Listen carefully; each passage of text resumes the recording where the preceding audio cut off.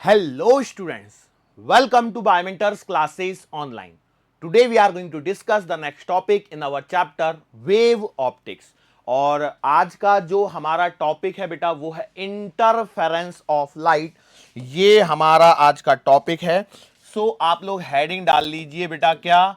Interference of light. ठीक है, interference of light. ठीक है, अब बेसिक बात जो है यहां पर वो क्या है, देखिए सिंपल सी बात यदि मैं बात करता हूं तो पहले आपको कुछ चीजों को रिकॉल करना पड़ेगा, तभी हम लोग इस टॉपिक को आगे बढ़ा पाएंगे। कुछ चीजों को रिकॉल करना पड़ेगा। What do you mean by this recalling of the topics?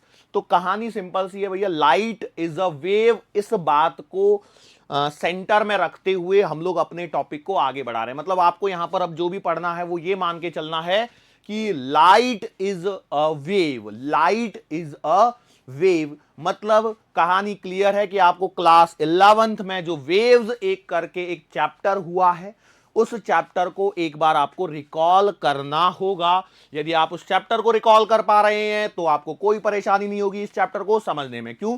वहां जो किया है वही सब कुछ यहां पर भी आपको रिपीट टेलीकास्ट है, और रिपीट टेलीकास्ट होने के कारण हम लोग इसको थोड़ा सा फास्ट पढ़ेंगे। लेक्चर को शुरू करने से पहले मैं आप लोगों को एक छोटी सी सलाह देना चाहूंगा, और वो छोटी सी सलाह ये है भैया कि आप एक बार वेव चैप्टर में जो बेसिक चीजें हैं, सुपरपोजिशन एक वर्ड आया था कि नहीं आया था, उसको देख के आए।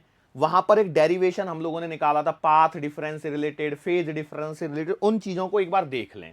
उससे क्या होगा कि आपको समझ में आने लगेगा कि एग्जैक्टली हम लोग क्या यहां पर कर रहे हैं। ठीक है, क्योंकि क्या होता है ना, यहां पर जब हम लोग पढ़ा रहे हैं तो हम लोग ये मान के चल रहे हैं कि आपको वेव्स के बारे में पूरा आइडिया है, और पूरा नहीं भी है तो एटलीस्ट थोड़ा थोड़ा लिटिल लिटिल आइडिया आपको जरूर है। ठीक है, अच्छा कई लोग बोलेंगे सर अभी हम कहां रिवाइज करें, इतना समय नहीं है हमारे पास। तो कोई थोड़ा थोड़ा सा देख सकते हैं ना, थोड़ा थोड़ा। और ऐसा भी नहीं है कि ज्यादा पुरानी वाली बात है, ज्यादा पुरानी बातें भी नहीं है। ठीक है, so let us start with the interference of light.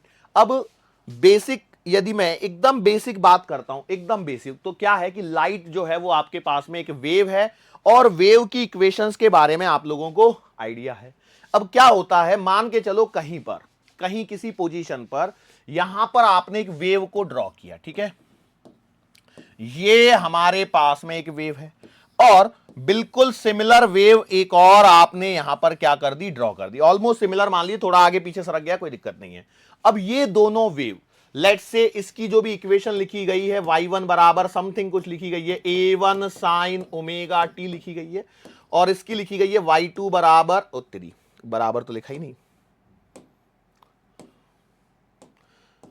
इसको लिखा गया है a2 sine omega T plus का फाई। ठीक है, मतलब क्या हो रहा है, इन दोनों वेव्स को जो मैंने बनाया है, ठीक है, मैंने बनाने के लिए बस ऐसे लिख दिया, यहां पे फाई लिखा है, phi is the phase difference between these two. Amplitude दोनों का अलग अलग है। इन दोनों को समझिए, क्या है कि यदि मैं इन दोनों को देखता हूं तो मैं एक बात पाता हूं, और वो क्या है कि एम्पलीट्यूड जो है दोनों का अलग अलग है। Amplitude is different.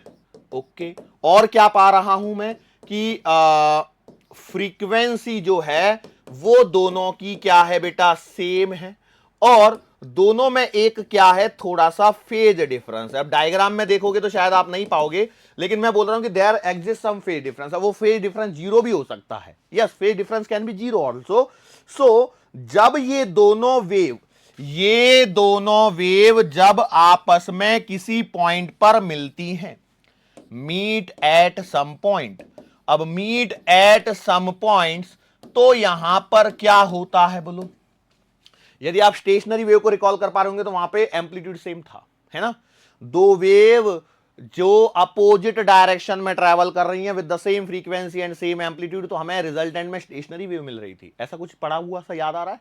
हल्का हल्का सा याद आ रहा है? ओके, चलो ठीक है, बहुत अच्छी बात। अब हम क्या कह रहे हैं कि यदि ये किसी पॉइंट पर मिलती हैं तो मिलने पर क्या होगा, they will super impose, they will super impose, they will super impose. अब जब ये सुपर इंपोज होंगी, इंपोज, ओके, तो पी पहले और ओ बाद में, इंपोज, तो इसके कारण जहां जिस पॉइंट पर ये मिल रही है वहां पर इनका जो बिहेवियर होता है वो ऐसा होता है कि माना कि दूसरी वेव प्रेजेंट ही नहीं है, ऐसा करते हैं, ये ऐसा दिखलाते हैं। मतलब जान के भी अनजान बनने वाली जो स्थिति आपने देखी है ना, कई लोग क्या करते हैं, जैसे आप रास्ते से जा रहे हो, आपको कोई दिख गया जिससे आप नजरें चुराना चाहते हो, तो आपने मान चलो उसको पहले देख लिया, मान के चलो कोई आपका दोस्त भी हो सकता है, दुश्मन भी हो सकता है, कोई भी हो सकता है, दोस्त हो सकता है ना, और आप उससे मान के चलो आपने उससे पैसे उधार ले रखे, अब तो ठीक है, अब तो अच्छी वाली बात लग रही है ना, दोस्त है, पैसे उधार ले रखे, लेकिन अभी आपके पास देने के लिए पैसा नहीं है, आपने बोला था कि आज तारीख को दे दूंगा, लेकिन आपके पास पैसे नहीं है, तो आप क्या करोगे, नजरें बचाने की कोशिश करते हो, है ना। ये ह्यूमन टेंडेंसी है, इसमें कोई बुराई नहीं है, नहीं बुराई तो है वैसे, क्योंकि समय पैसे लेके समय पर देना ये एक अच्छी बात है, लेकिन पैसे ले लिए और आप फिर उसको समय पर नहीं लौटा रहे हो तो ये बुरी बात है। देखो, वी एट बायोमेंटर्स हम आपकी वैल्यूज पर भी काम करते हैं, मतलब हम आपको कोशिश करते हैं हमारी साइड से थोड़ी बहुत अच्छी बातें बतला सकें, पूरी तो अच्छी बातें हम आदर्श बातें तो नहीं बता सकते, लेकिन थोड़ी थोड़ी सी बातें जहां पर पॉसिबल है वो बताने की कोशिश जरूर करते हैं हमारी साइड से। अब देखो, जरूरत के समय आपने किसी से पैसा लिया, आपको जरूरत थी, उसने पैसे दे दिए आपको, अच्छी बात है, दोस्त है, दोस्त की मदद करनी चाहिए, लेकिन सोचो यदि आपने उसको बोला था कि मैं फला महीने की अमुक तारीख को मैं आपको पैसे दे दूंगा, उस दोस्त ने तो विश्वास करके दिया, और आप अब यदि उसको पैसे नहीं लौटाओगे समय पर, तो उसको क्या लगेगा, थोड़ा सा बुरा लगेगा कि नहीं लगेगा कि यार मैंने तो उसको जरूरत के समय मदद करी थी, लेकिन अब मुझे जरूरत है, अब ये मुझे नहीं लौटा रहा है, तो भैया ये गलत बात है। तो आप कमिटमेंट जब करो तो ऐसा कमिटमेंट करो जिसे आप फुलफिल कर सको, ठीक है। तो अब वही सिचुएशन है, अब आप नहीं लौटा पा रहे हो किसी कारण से, जो भी कारण हो सकता है, कारण मैं भी नहीं बता सकता, कुछ भी कारण XYZ हो सकता है, आपको कुछ आपने मान चलो अरेंज कर लिए पैसे और घर उसको देने के लिए लिए थे, लेकिन घर पे ही भुला गए, ये भी एक कारण हो सकता है। तो आप कोशिश कर रहे हो कि आप नजरें बचा के, तो आपने मान चलो उसको देख लिया, तो आप कैसे करते हो, आप ऐसा करते हो कि आपने उसे देखा ही नहीं है, इवन तो आपने देख लिया है, लेकिन फिर भी आप कैसा बिहेवियर दिखाते हो कि मान के चलो कि वो एग्जिस्ट करता ही नहीं, वो है करके वहां पे आप अपनी धुन में चले जा रहे हो।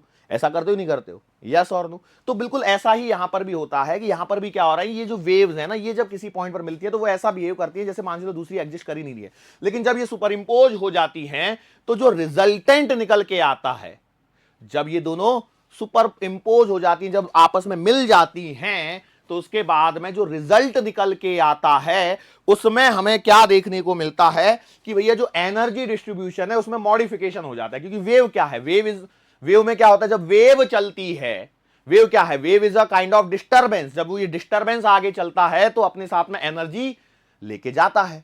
तो ये जो रिजल्टेंट वेव बनेगी, इन दोनों के मिलने से जो रिजल्टेंट वेव बनेगी उसकी एनर्जी में क्या हो चुका होगा, एनर्जी डिस्ट्रीब्यूशन में मॉडिफिकेशन हो चुका होगा, और इस फिनोमिना को हम लोग कहते हैं इंटरफेरेंस। इस फिनोमिना को हम लोग क्या कहते हैं, इंटरफेरेंस कहते हैं। यस और नो, क्या ये बात समझ में आई। तो फिर सुपरपोजिशन और इंटरफेरेंस दोनों में डिफरेंस क्या है। सुपरपोजिशन का मतलब है दो वेव्स का मिलना, ध्यान से सुनिए, ये छोटी छोटी सी बातें होती है, वैसे आप समझदार हैं ऐसा मैं मान सकता हूं कि नहीं मान सकता।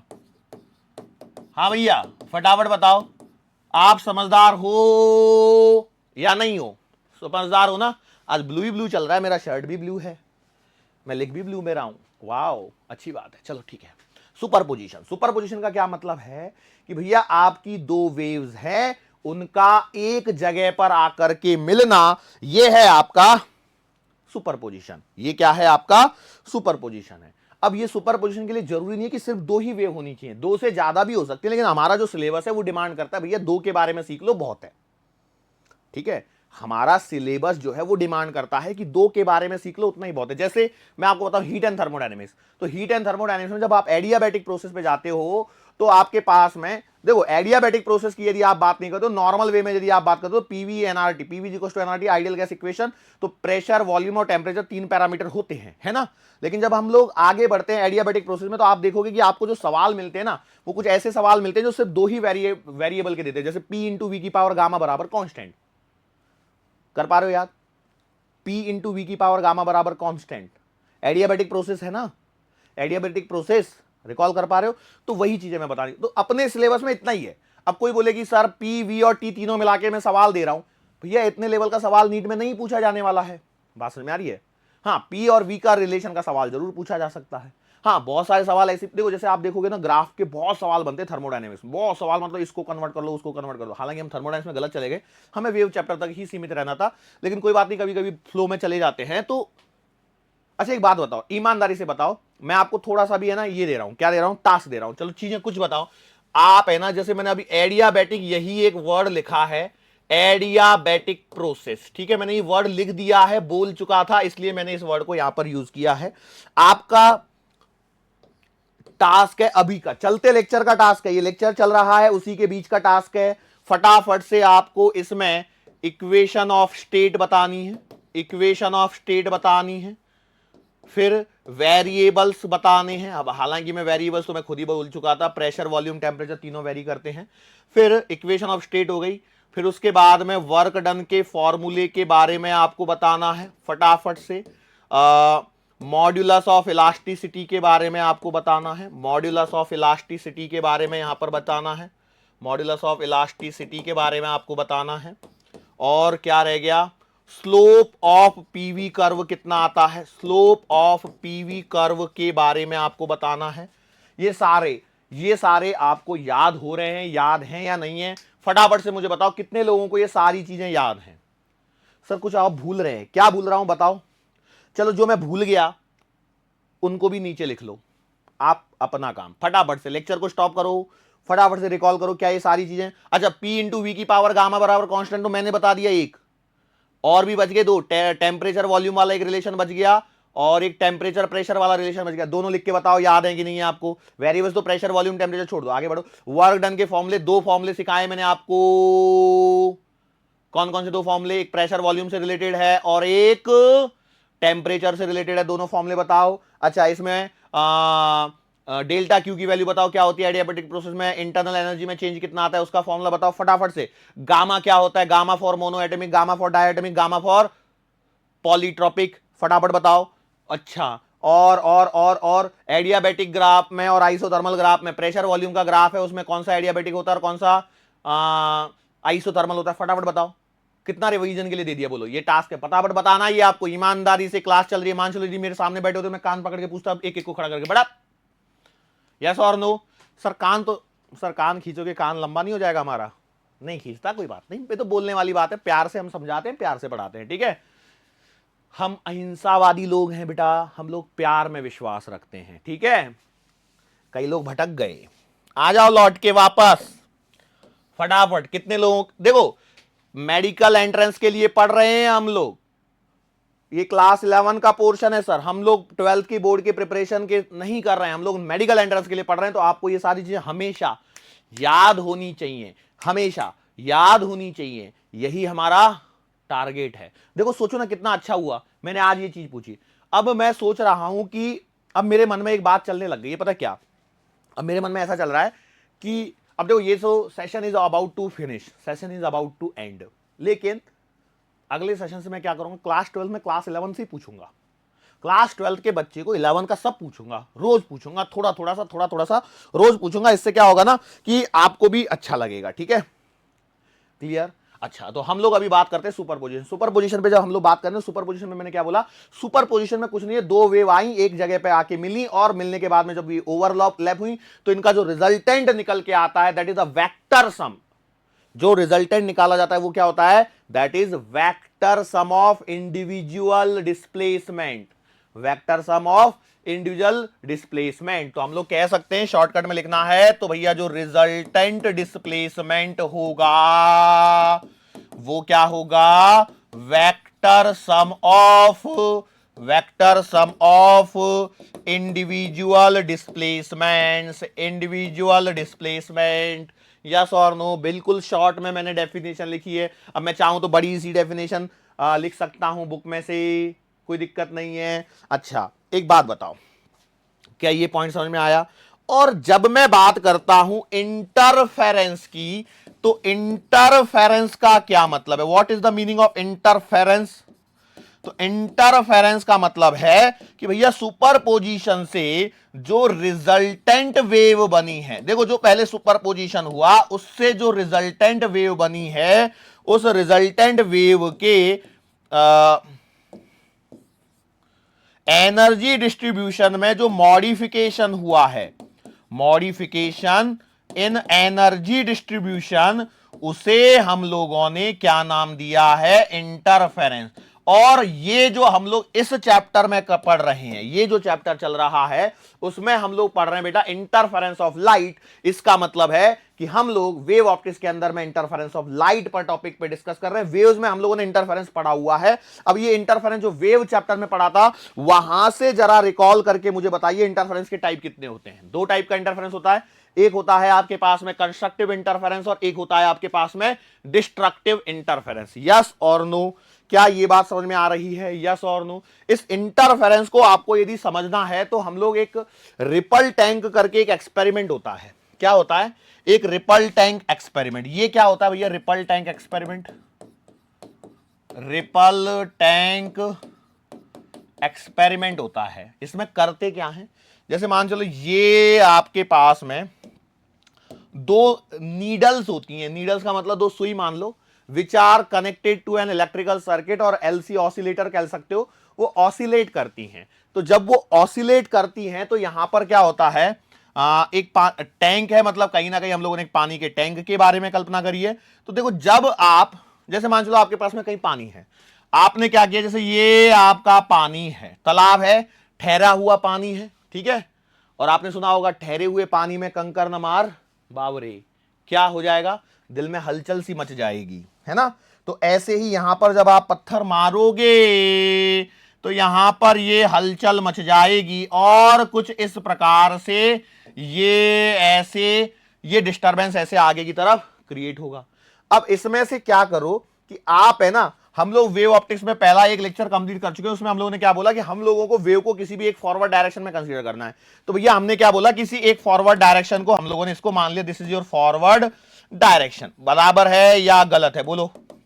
मतलब इसके पीछे वाले हिस्से को छोड़ दो, सिर्फ आगे पे बात करो। तो यहां पर क्या हो रहा है? दो नीडल्स हैं, तो दो नीडल्स हम लोगों ने कंसीडर यदि करते हैं तो क्या होगा यहां पे? सोचो। ओके, समझ में आ गया। तो जैसे यहां पर आपने एक नीडल रखी और एक नीडल आपने यहां पर रखी पास में, ठीक है। अब क्या होगा? ये यहां पर वेव्स फॉर्म करेंगी। जब ये वेव फॉर्म करेंगी तो आपको अल्टरनेट क्रेस्ट एंड ट्रॉफ्स मिलेंगे, ठीक है, क्रेस्ट एंड ट्रॉफ्स मिलेंगे। या बोलो एक जगह एम्पलीट्यूड हाई होगा और एक जगह एम्पलीट्यूड लो होगा। तो जैसे इस वाले ने किया ऐसा, ठीक है, तो फिर इसके बाद में जो आएगा वो कुछ ऐसा, फिर एक ऐसा, फिर एक ऐसा, फिर एक ऐसा, फिर एक ऐसा, फिर एक ऐसा। बोलो यस और नो? आएगा या नहीं आएगा? तो आपने बोला सही बात है। अब इस ब्लू वाले को सोचो, तो भैया ब्लू वाला भी तो वैसे ही करेगा।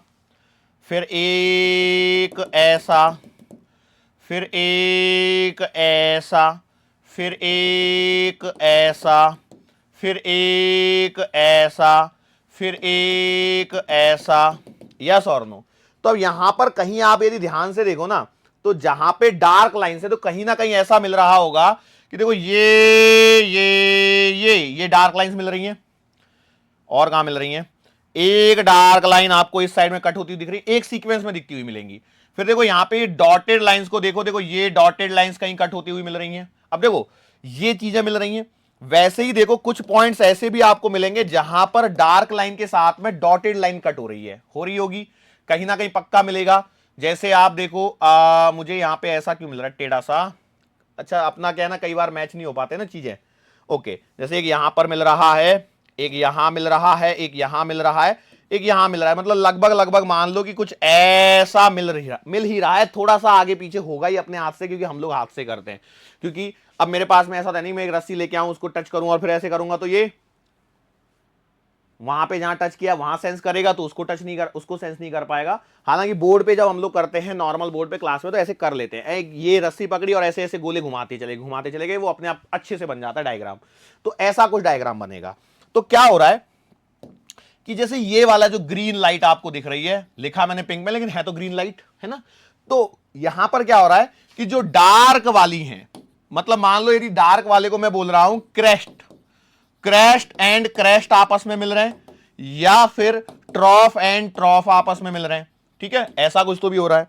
और एक जगह ऐसी है जहां पर ये डॉटेड लाइन जो है, डॉटेड लाइन में क्या हो रहा है, डॉटेड लाइन को मैंने आपको दिखाया तो वहां पर क्रैश्ड एंड ट्रॉफ, मतलब एक का क्रैश्ड और एक का ट्रॉफ आपस में मिल रहा होता है, ठीक है। तो जहां पर क्रैश्ड और ट्रॉफ्स आपस में मिल रहे हैं वहां पे वो क्या करते हैं, एक दूसरे को खत्म कर देते हैं, और जहां क्रैश्ड और क्रैश मिल रहे हैं वहां पे मिलके बड़ा क्रैश्ड, और जहां ट्रॉफ और ट्रॉफ मिल रहे हैं मिलके वहां पे बड़ा ट्रॉफ बना देते हैं। तो वो इस प्रकार से चल रहा होता है। तो एक जगह एनर्जी मैक्सिमम और एक जगह एनर्जी मिनिमम आपको मिलने लगती है, और जहां मिलके एनर्जी मैक्सिमम होती है उसे कहते हैं कंस्ट्रक्टिव इंटरफेरेंस, और जहां एनर्जी मिनिमम हो जाती है उसे कहते हैं डिस्ट्रक्टिव। शायद मैंने फिर से बोल देता हूं, जहां मिलके क्रैश्ड और क्रैश मिल जाते हैं वहां पे क्या हो जा रहा है, कंस्ट्रक्टिव इंटरफेरेंस हो जा रहा है। ये ट्रॉफ और ट्रॉफ भी मिल रहे हैं तो भी कंस्ट्रक्टिव इंटरफेरेंस हो रहा है, क्योंकि वो उस चीज को बड़ा कर रहे हैं।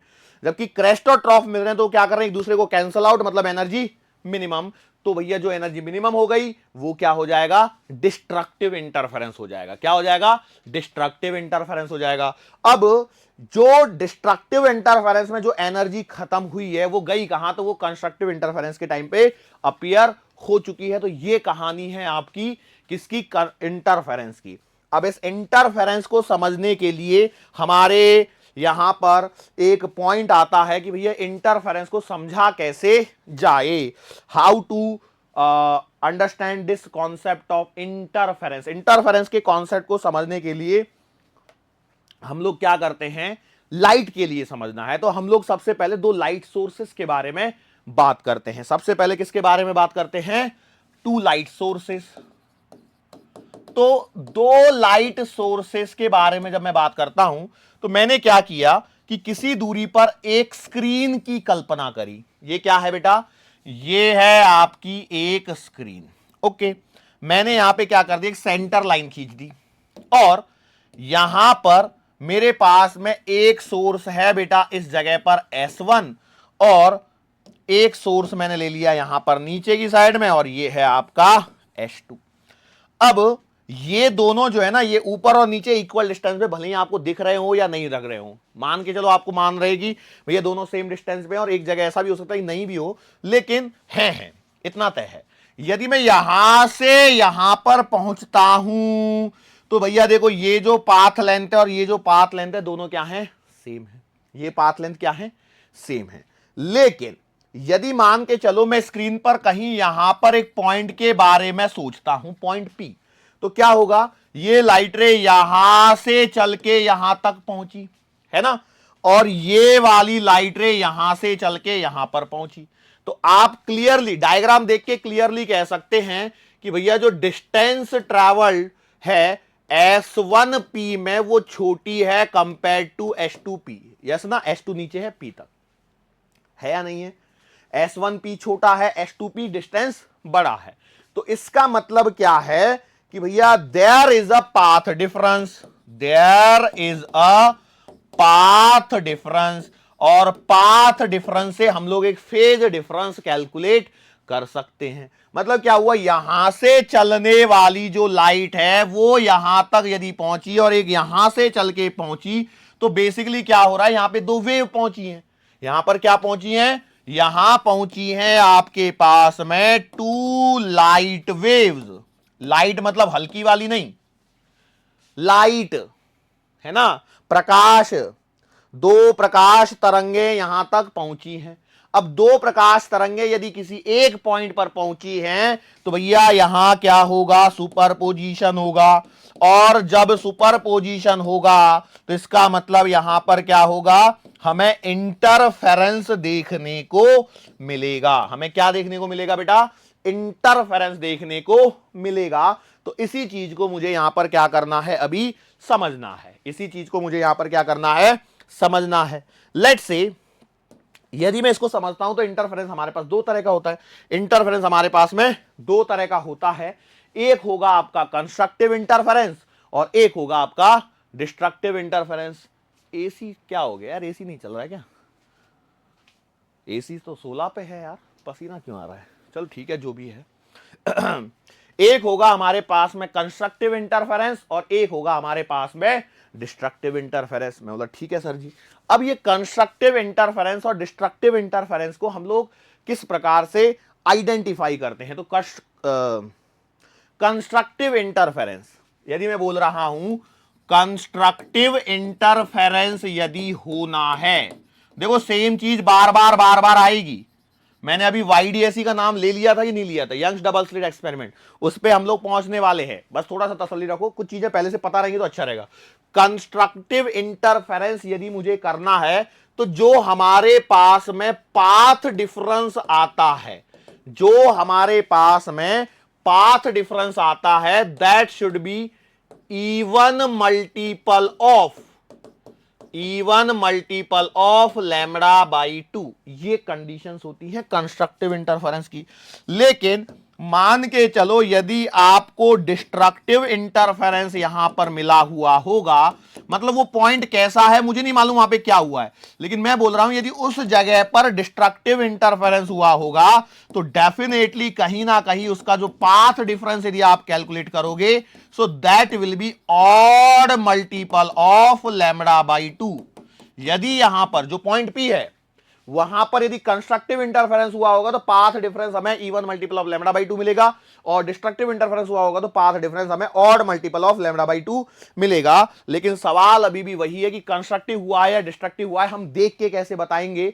तो भैया देख के बताने का मतलब समझ जाइए कि मैंने एक पॉइंट आपको बताया था, जब डिस्ट्रक्टिव इंटरफेरेंस होता तो क्रेस्ट और ट्रॉफ मिले, याद करिए थोड़ी देर पहले मैंने बोला था, क्या बोला था कि भैया देखो रिपल टैंक एक्सपेरिमेंट कहां गया, मैंने क्या बोला कि यदि कहा गया क्रैश और क्रैश मिले और ट्रॉफ मिले तो जो चीज है उनके पास में वो बढ़ जाएगी, और जो क्रैश और ट्रॉफ मिले तो वो आपस में एक दूसरे को खत्म कर देंगे, बराबर है? तो मतलब यहां जो एनर्जी खत्म हुई है वो वहां पे दिखेगी। तो इसका मतलब क्या हो रहा है? इसका मतलब ये हो रहा है कि यदि लाइट है तो लाइट हमें चमकती हुई दिखाई देगी, यस और नो? तो जब चमकती हुई दिखाई देगी तो हमें क्या होगा कि जिस पॉइंट पर हमें ब्राइट लाइट दिखाई देगी, जिस पॉइंट पर हमें ब्राइट लाइट दिखाई देगी, वो हम कहेंगे कि यहां पर हुआ है कंस्ट्रक्टिव इंटरफेरेंस। और जहां आपके पास में डार्कनेस दिखाई देगी, अंधेरा दिखाई देगी, वहां हम कहेंगे डिस्ट्रक्टिव इंटरफेरेंस यहां पर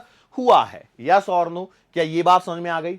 अब इसको हम लोगों को समझना है कि भैया ये बात तो ठीक है, अब ये जो लाइट है ना, ये जो लाइट है ये बेसिकली हम लोग अभी कंसीडर कर रहे हैं कि भैया व्हाइट लाइट है, मान लो व्हाइट लाइट है। अब white light is made up of 7 colours, है ना? White light is made up of 7 colours, तो उसमें रेड भी आएगा, वॉयलेट भी आएगा, इंडिगो भी आएगा, ब्लू भी आएगा, ग्रीन भी आएगा, ऑरेंज भी आएगा, सारे कलर आएंगे। अब ये सारे कलर आएंगे तो उनकी हर एक की वेवलेंथ अलग अलग है, यदि हर एक की वेवलेंथ अलग अलग है मतलब हर एक की स्पीड भी अलग अलग होगी। तो जब इस पॉइंट पर कहीं पहुंच रहे होंगे तो क्या सब एक साथ पहुंच जाएंगे? थोड़ा सा तो टाइम डिफरेंस रहेगा, और इस थोड़े से टाइम डिफरेंस के कारण क्या हो जाएगा? पैटर्न हमारा शैगी हो जाएगा। पैटर्न हमारा क्या हो जाएगा? शैगी। शैगी मतलब हिला डुला सा पैटर्न, मतलब मिक्सचर टाइप में हमें कुछ कुछ दिख रहा होगा। तो हम लोग क्या करते हैं, यदि हमको इसको समझना है तो हम लोग क्या करते हैं, ऐसे सोर्सेस के बारे में सोचते हैं जो बिल्कुल एक जैसे हो। मतलब यहां पर आप देखो कितनी % गारंटी है कि ये जो दोनों सोर्सेस से जो लाइट आई होगी वो बिल्कुल आइडेंटिकल हो रही होगी? कोई गारंटी है? तो इस चीज को समझने के लिए हम लोग क्या करते हैं, हम लोग बात करते हैं कुछ और बेसिक चीजों के बारे में। क्या है? उन्हें हम लोग कहते हैं conditions for steady interference pattern. हम लोग क्या लिखते हैं? हम लोग कुछ कंडीशंस के बारे में यहां पर बात करते हैं, और वो है कंडीशंस फॉर स्टेडी। देखो पहले मैंने वर्ड यूज किया था शैगी। शैगी मतलब हिला डुला सा, और स्टेडी मतलब consistent, fix. Steady interference pattern, steady interference pattern. तो क्या कंडीशंस होती हैं कि हमें एक जैसा इंटरफेरेंस पैटर्न मिले, स्टेडी कंसिस्टेंट इंटरफेरेंस मिले? तो इसकी सबसे पहली कंडीशन है कि आपके पास में जो आपने जो दो सोर्सेस यूज किए हैं, to sources must be, must नहीं है, मस्ट बी कोहेरेंट। ओ ये एक नया वर्ड आया सर जी, इसको तो बता दो, ये कोहेरेंट वर्ड का मतलब क्या होता है? What is the meaning of coherent? दो सोर्सेस हैं, मतलब दो सोर्सेस के बीच में तुलना चल रही है, and I am saying that to sources must be coherent. Coherent का मतलब होता है कि जो लाइट वो एमिट कर रहे हैं, जो लाइट जो वो एमिट कर रहे हैं, कोहेरेंट सोर्सेस। कोहेरेंट सोर्सेस का मतलब है जो लाइट उन्होंने एमिट करी है उनकी जो फ्रीक्वेंसी है वो क्या होनी चाहिए, सेम होनी चाहिए। सेम फ्रीक्वेंसी की लाइट उन्होंने क्या करनी चाहिए, अब एमिट करनी चाहिए। दूसरा point, and they are in same phase, या तो वो आइदर, या तो वो सेम फेज में हो, या फिर और कांस्टेंट फेज डिफरेंस होना चाहिए, या फिर क्या होना चाहिए, कांस्टेंट फेज डिफरेंस। मान के लो फेज डिफरेंस है भी तो वो एक कांस्टेंट फेज डिफरेंस होना चाहिए। तो ऐसे सोर्सेस को मैं कहता हूं coherent sources. This is the very first condition. Light source कैसा होना चाहिए, कोहेरेंट होना चाहिए। क्लियर हुई बात, याद रहेगा ये कंडीशंस होती है, इसके बिना हमको स्टेडी इंटरफेरेंस पैटर्न नहीं मिलेगा। दूसरा जो पॉइंट है वो कहता है जो हम लोग लाइट यूज कर रहे हैं वो मोनोक्रोमेटिक होनी चाहिए। Light used must be monochromatic. Monochromatic आप देखोगे तो आपको एनसीईआरटी पढ़ने पर आपको क्या है ना, वहां पे कुछ मिला लिखा हुआ मिल जाएगा क्या, कि वो पैटर्न निकालने के लिए कैसे करते हैं, वो एक ब्लेड का लेते हैं, ब्लेड को एकदम दो बारीक ब्लेड्स को लेकर के वो कराते हैं, ठीक है। तो वो छोड़ो, light use must be monochromatic. Monochromatic इस वर्ड का क्या मीनिंग निकालोगे, अच्छा मैंने कर लिया था, मोनोक्रोमेटिक। तो भैया हम लोग कह रहे हैं मोनोक्रोमेटिक।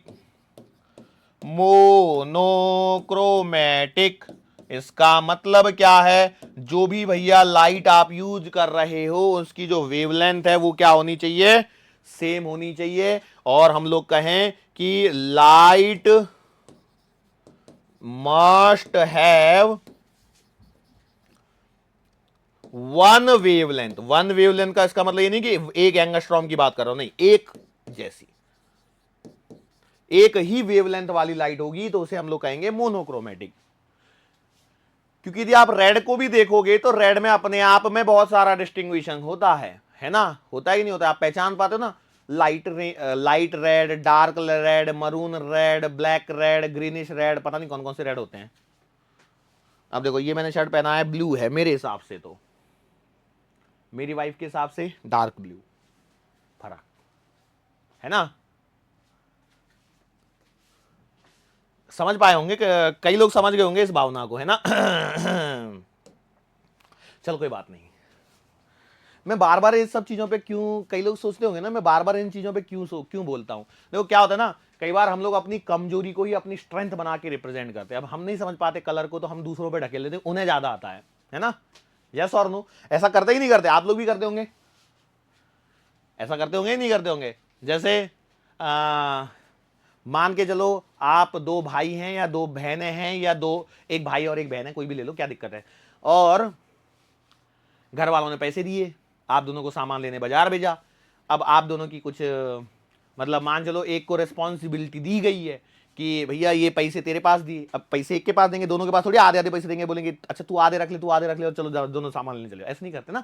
एक के पास दे देते और बोलते कि तू बड़ा है तो इसे भी समझाओ कि व्यवहार ज्ञान क्या होता है, कैसे हम लोगों को डील करना होता है। जैसे कुछ सामान लेने भेज दिया, कपड़े लेने भेज दिए, मान लो कि भैया कपड़े ले लेना, ठीक है, तो अब जिम्मेदारी आपके पास में है। अब मान के चलो आपको कुछ समझ में नहीं आया तो क्या कर देते हो लास्ट में आके, कि जैसे मान चलो एक ड्रेस एक पसंद आई, एक बोला गया था घर से कि भैया कि अपने लिए एक एक टी शर्ट लेके आ जाना, ठीक है, और आप वहां पे गए, आपको एक पैंट अच्छी लगी, बोला तो घर वालों ने टी शर्ट के लिए था, लेकिन आपने क्या बोला, अरे पैसे तो बच रहे हैं, एक काम करते हैं दोनों के लिए एक एक पैंट ले लेते हैं। ये आपके मन में खुरापात सूझी, ठीक है, आप बड़े हो, आपके मन में सूझी, तो आप क्या करोगे, छोटे भाई को या छोटी बहन को उसको क्या बोलेगे, एक एक पैंट और ले लेते हैं, है ना। बोलेगी, वो जो भी होगा वो बोलेगा पर पापा ने तो ऐसा कुछ बोला तो नहीं है, एक एक टी शर्ट का बोला है।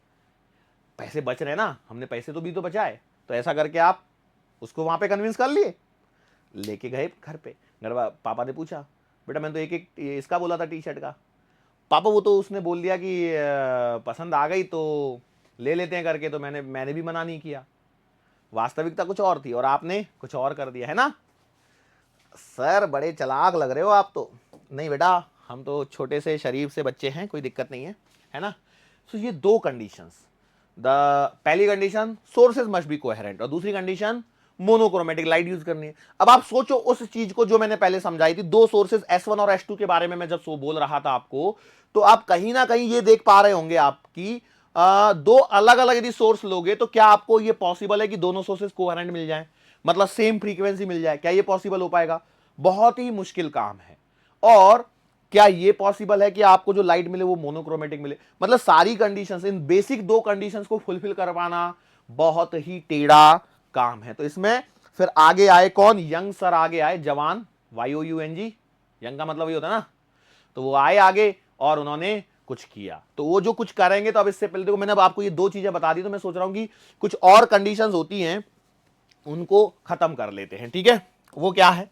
तीसरी, दे मस्ट बी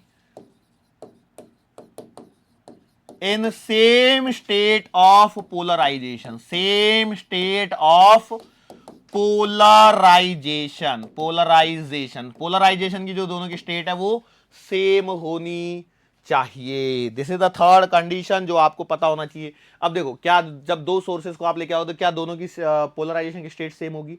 अब देखो एक्चुअली क्या है, मैं आज लिख क्यों रहा हूं, मुझे ऐसा लगा जैसे मैंने प्रीवियस लेक्चर, आपने देखा प्रीवियस लेक्चर में बहुत कुछ मेरे पास लिखा हुआ था, रेडी था, तो फटाफट फटाफट जो 2-3 लेक्चर का कंटेंट था वो एक लेक्चर में फिनिश हुआ। लेकिन आज यदि मैं लिख के लाता तो पता लगता आज चैप्टर ही खत्म हो गया। तो मैं चाहता नहीं था कि 2 लेक्चर में चैप्टर खत्म करें, थोड़ा सा और आगे बढ़े, तो इसलिए मैं थोड़ा थोड़ा धीरे धीरे, और जो मैं बातें अब कर रहा हूं ना वो मोस्टली आप देखोगे कि जब लिखा हुआ रहता है तो फिर हमें दिमाग में रहता है अच्छा इतनी स्लाइड्स में बना के लाया हूं तो इतनी स्लाइड्स तो आज पढ़ा के ही फिर ही छोड़ूंगा। अब जब ऐसे लिखा रहता नहीं है तो क्या है, बीच में कहीं पे भी इच्छा हुई, छोड़ो यार आज के लिए बस इतना, ऐसे करके निकल लेते हैं ना। होता है कि नहीं होता? कई बार होता है ऐसा, आपने बहुत बार देखा होगा कि हम लोग पढ़ाने तो बहुत कुछ होता है, मन में सोच के तो आते ही मैं ये भी पढ़ा दूंगा, ये भी पढ़ा दूंगा, ये भी बता दूंगा, वो भी बता दूंगा, और लास्ट में जब थक जाते हैं तो ऐसा लगता है यार अब थक गए, अब ये अंदर से थक गए। और अंदर से थक गए तो भले ही आपको सामने चेहरे पे कुछ भी दिख रहा हो सकता है आपको चेहरा थका हुआ दिख रहा हो लेकिन अंदर से नहीं थके हैं। Yes it happen sometime. Teachers की लाइफ में बहुत बार ऐसे फैक्टर्स आते हैं निकल के कि चेहरे पे थकावट नहीं दिखती है लेकिन अंदर से मन थका हुआ रहता है, और कई बार नहीं दिखती है वो। और कई बार ऐसा भी होता है कि हम लोग बहुत थके हुए थे लेकिन जब लेक्चर चालू करते तो थकावट सारी दूर हो जाती है और ऐसा लगता है नहीं आज तो पढ़ा के ही मानेंगे भैया, आज तो हम लोग पूरा ही पढ़ के जाएंगे। कई लोग तो ऐसे मन में बैठे बैठे यहाँ पे सोच रहे होंगे सर ऐसा नहीं है, वास्तविकता तो हमसे पूछो। बोले क्या है वास्तविकता? सर वास्तविकता तो ये है कि आप थक के आए हो तो अब आप सोच रहे हो कि मैं तो थक गया, अब इनको भी थका के ही मानूंगा, है ना? ऐसे सोचा कि नहीं सोचा? बता कितने लोगों ने सोचा ऐसे मन में, है ना? सोच रहे थे ना कई लोग। तो देखो 100 यदि विद्यार्थी सामने बैठे ना, 100 में से एक आध के मन में तो जरूर ऐसा चल रहा होता है, एक आध तो ऐसा शैतान बच्चा जरूर हमारे पास में होता है जो ये सब चीजें सोच रहा होता है। आगे बात करते हैं। अच्छा मैं तो लिख ही रहा हूं ब्लू से। अच्छा तीसरा पॉइंट यहां पर कहा गया है कि उनकी जो इंटेंसिटी है या एम्पलीट्यूड है, एम्पलीट्यूड बोलो या इंटेंसिटी बोलो, एम्पलीट्यूड और इंटेंसिटी, एम्पलीट्यूड और इंटेंसिटी क्या होनी चाहिए? Must be same. ठीक है, ये भी क्या होनी चाहिए? सेम होनी चाहिए। सर पर सुपरपोजिशन में तो ऐसी कोई कंडीशन नहीं है। सुपरपोजिशन में कहां कंडीशन है? देखो हम क्या कह रहे हैं आपसे, हम सिर्फ इतना कह रहे हैं कि यदि आपको एक अच्छा पैटर्न चाहिए, अच्छा पैटर्न चाहिए कि आप विजिबल कर पाओ, उन सारी चीजों को देख पाओ, तो उसके लिए ये सारी चीजें जरूरी है। इवन तो देखो अब मैं आपको बोल चुका हूं वेव चैप्टर को रिकॉल करने, तो वेव चैप्टर से आपने इंटेंसिटी का एम्पलीट्यूड के साथ में रिलेशन और वो सारी चीजें आपने देख ली होंगी। अरे देखिए या नहीं देखिए, मैं चाहिए तो एक बार जस्ट रिकॉल, एक काम करता हूं मैं पहले कंडीशंस को बता देता हूं, ये कंडीशंस के बाद में। अच्छा पॉइंट नंबर 3 2 बार हो गया, मेरे को लग रहा था मैं कुछ गलती कर रहा हूं, कोई बात नहीं। इन कंडीशंस को मैं लिख देता हूं फटाफट फटाफट। 2 कंडीशन और बची है और उसके बाद में हमारे पास में खत्म हो जाएगा, ठीक है? 2 क्या 3 मान लो, है ना? अब ये हो गया। उसके बाद में 5वें नंबर का पॉइंट आता है कि जो सोर्सेस होते हैं ना, the source of light must be narrow, source of light must be narrow, पतला होना चाहिए। और छठवां पॉइंट है distance between sources, distance between sources must be small. नहीं तो पता लगा 1-2 किलोमीटर दूरी पे रख के आप इंटरफेरेंस पैटर्न देख रहे हो। और डिस्टेंस बिटवीन, देखो ये फटाफट खत्म कर दें, source and screen should be large. ऐसी तो इसे भी शुड लिखो आप, SHOULD, शुड बी लार्ज, थोड़ी बड़ी होनी चाहिए कंपैरेटिव। इन ये कुछ पॉइंट्स है स्टडी इंटरफेरेंस पैटर्न के, ठीक है। अब मैं इन 7 पॉइंट्स को यदि लिख के लाता हूं तो एक एक बार में फटाफट फटाफट पढ़ते जाता और एक्सप्लेन करते जाता। मैं मन से लिख रहा हूं तो मन से लिखने में थोड़ी बहुत स्पेलिंग मिस्टेक है ना, और थोड़ी बहुत क्या होती है, हैंडराइटिंग तो हमारी माशाल्लाह एकदम मस्त जबरदस्त वाली है ना। वैसे समझ में तो आते हैं ना आपको मैं जो लिख रहा होता हूं, मैं बोलता हूं हालांकि चीजों को, जैसे डिस्टेंस बिटवीन सोर्सेस लिखा है यहाँ पे, ये शुड लिखा है, समझ में आता है ना। ये लार्ज लिखा है। भाई मेडिकल के बच्चों को पढ़ा रहे हैं तो थोड़ी सी हैंडराइटिंग भी हम कोशिश कर रहे हैं कि हमारी भी हो जाए थोड़ी सी डॉक्टरों जैसी। पुराने डॉक्टरों की हैंडराइटिंग देखिए, अभी जो बहुत तजुर्बेकार डॉक्टर्स हैं वो ऐसा लिखते कुछ पता ही नहीं चलता कि लिखा क्या है। वो डॉक्टर जब लिखता है तो डॉक्टर को पता होता है, और पता नहीं वो पर्ची पे कहीं यंत्र होता है कि क्या होता है कि वो मेडिकल वाला बराबर समझ जाता है कि अच्छा डॉक्टर साहब ने ये दवाई दी है, और वो बराबर निकाल के भी दे देता है। उससे पूछो, बराबर निकाल के दे देता है। हालांकि आज के जो यंग डॉक्टर्स है बहुत बढ़िया लिखते हैं, एकदम मस्त सुंदर सी हैंडराइटिंग होती है, एकदम ऐसे लगता है, हाँ ऐसा नहीं है सबकी होती है, मोती चमक रहे होते हैं, ठीक है। यस और नो, ठीक है। सारी कंडीशंस हो गई, एक बार मैं क्रॉस चेक कर लेता हूँ कोई भूल तो नहीं गया कुछ, एक आधी कंडीशन, नहीं तो पता लगा कि एक आधी कंडीशन भूल गया मैं। कहां से चालू किया था, कंडीशंस कहां डाली है, हाँ कंडीशंस। पहला condition, two sources must be coherent, very good. Light used must be monochromatic in nature, very good, 2 condition. तीसरी condition, they must be in same state of polarization, amplitude और intensity must be same, source of light must be narrow, distance between source should be small, distance between source and screen should be large. एक और condition रह गई, मेरे को लग ही रहा था, और वो है light should travel in same direction, light should travel in same direction, same direction में लाइट को ट्रैवल करवाना है, इसको मत भूल जाना, नहीं तो पता लगा लाइट को अपोजिट डायरेक्शन में या परपेंडिकुलर ट्रैवल करवा दिए। सर ये देखो, सर देखो एक सोर्स से लाइट इधर जा रही है, दूसरे सोर्स से इधर जा रही है, और करवा दो इंटरफेरेंस। मैं तो नहीं करवा सकता, मैं मेरी बता सकता हूं तो मैं दूसरी क्या बताऊंगा कि मैं नहीं करवा पाऊंगा। ओके, समझ में आया। तो इसलिए लिख दिया भैया कि लाइट का जो सोर्स है उनको सेम डायरेक्शन में ट्रेवल करवाना है। एक काम करते हैं, फटाफट से एक बार इंटेंसिटी और उन सारी चीजों को रिकॉल कर लेते हैं। रिकॉल करने के लिए बेटा y1 बराबर a1 साइन ओमेगा टी था हमारे पास में, y2 बराबर a2 sine omega T plus का फाई। बोलो यस और नो। अच्छा, सुपरपोजिशन करवाना है तो सुपरपोजिशन कहता है मुझसे y1 प्लस का y2, मतलब मैं कहूंगा y बराबर y1 प्लस का y2 मतलब a1 sine omega T plus का a2 sine omega T plus का फाई। इन दोनों को सॉल्व कर लो तो जो आपको रिजल्टेंट एम्पलीट्यूड मिलेगा वो मिलेगा under the root of a1 square plus का a2 स्क्वायर प्लस का 2a1 a2 cos phi. Vectors हमें 2 वेक्टर्स को जैसे ऐड करते हैं वैक्टोरियली वही ऐड किया है और वही सब कुछ चीजें यहां पर निकाली गई हैं। और क्या रह गया बेटा, फेज डिफरेंस। अब जो भी निकालना है, फाई तो मैंने यहीं यूज कर लिया तो कुछ थीटा वीटा लेना पड़ेगा। तो जब मैं थीटा लूंगा तो थीटा बराबर लिखा जाएगा tan inverse a2 sine phi upon a1 plus का a2 कॉस फाई आएगा। अरे बोलो यस और नो। वैसा ही है q sine theta upon p plus का q cos theta. Oh my god, there is a vector p and q। ओहो, तो ये है आपका वेक्टर p, ये है आपका वेक्टर q, ये है आपका रिजल्टेंट, ये है यदि अल्फा, तो अल्फा लिखा जाता है tan inverse of q sine theta upon p plus का q कॉस थीटा। वेक्टर याद करो, यहां पर है आपका ये पूरा वाला एंगल थीटा। अरे ये तो याद है ना। और ये जो आर आएगा वो आर क्या लिखा जाएगा, under the root of P square plus Q square plus 2 PQ cos theta. याद है या नहीं है? ये ही तो किया है, देख लो। समझ में आया या नहीं आया? ओके, चलें आगे। अब यहां पर क्या होता है, अब ये फेज डिफरेंस से चीजों को रिलेट कर लेते हैं कि भैया ये होना चाहिए, वो होना चाहिए, मैक्सिमम इंटेंसिटी कितनी आनी चाहिए, मिनिमम इंटेंसिटी कितनी आनी चाहिए, के रेशियो के सवाल सब वेव चैप्टर का पड़ा हुआ है आपका। बट यहां पर काम में आते हैं, आपको पता होना चाहिए कि भैया इसके बिना काम नहीं बनेगा। यस और नो? चलो तो अब हम लोग बढ़ जाते हैं आगे यंग्स डबल स्लिट एक्सपेरिमेंट पर, जिसे हम लोग YDSE के नाम से भी जानते हैं। YDSE, Young's double slit experiment. Young's double slit experiment. Okay, चलो। कई लोग तो सोचते होंगे सर ऐसे बोलते बोलते स्पेलिंग लिखते हैं, है ना, बोलते बोलते लिखते हैं, प्रोनाउंसिएशन, है ना। चलो ओके, वैसे मैं पूछूं प्रोनाउंसिएशन की स्पेलिंग कितने लोगों को आती है? सही बताना ईमानदारी से, लिख के देखना और सही है कि नहीं है, और चेक भी करना।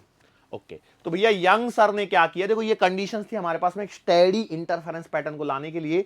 तो यंग एक साइंटिस्ट है, उन्होंने ये इंटरफेरेंस का पैटर्न ऑब्जर्व किया। इसके लिए उन्होंने क्या किया, देखो इन सारी कंडीशंस को फुलफिल करने के लिए उन्होंने क्या किया, पहले है ना एक सिंगल नैरो ये बनाया, क्या बनाया, एक सिंगल है ना यहां पर एक सोर्स, एक स्लिट बनाया, और यहां पर कहीं एक सोर्स रख लिया। ठीक है, यहां पर क्या रख लिया, एक सोर्स रख दिया, मोनोक्रोमेटिक लाइट का एक सोर्स रख दिया। अब क्या हुआ देखो, यहां से जो लाइट चलेगी, तो देखो वेव फ्रंट वगैरह का कॉन्सेप्ट आपको मालूम है, यहां से ये लाइट चलेगी ऐसे ऐसे ऐसे चलेगी, ऐसे चलेगी।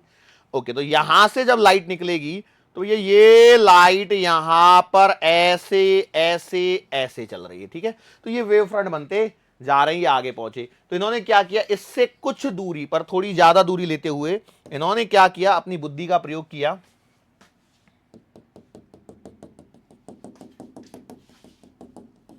और यहां एक स्क्रीन रख दी। ओके ओके, और यहां पर एक क्या कर दिया, देखो दोनों साइड बराबर है, हाँ, यहां एक स्लिट और यहां एक स्लिट बना दी।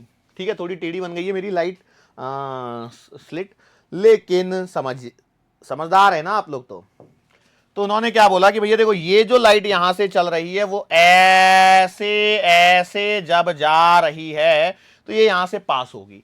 तो ये इन्होंने बोला भैया ये है S1 और ये है S2। तो ये क्या करते हैं, आपने वेव फ्रंट की कहानी पढ़ी हो भैया कि हर वेव फ्रंट पे जो भी पॉइंट होता है, जो जिसे सेकेंडरी वेवलेट बनते हैं, वो बोलते हैं वो भी अपने आप में एक नए सोर्स की तरह बिहेव करता है, जो फॉरवर्ड डायरेक्शन में इफेक्टिव होता है कंपेयर टू बैकवर्ड डायरेक्शन।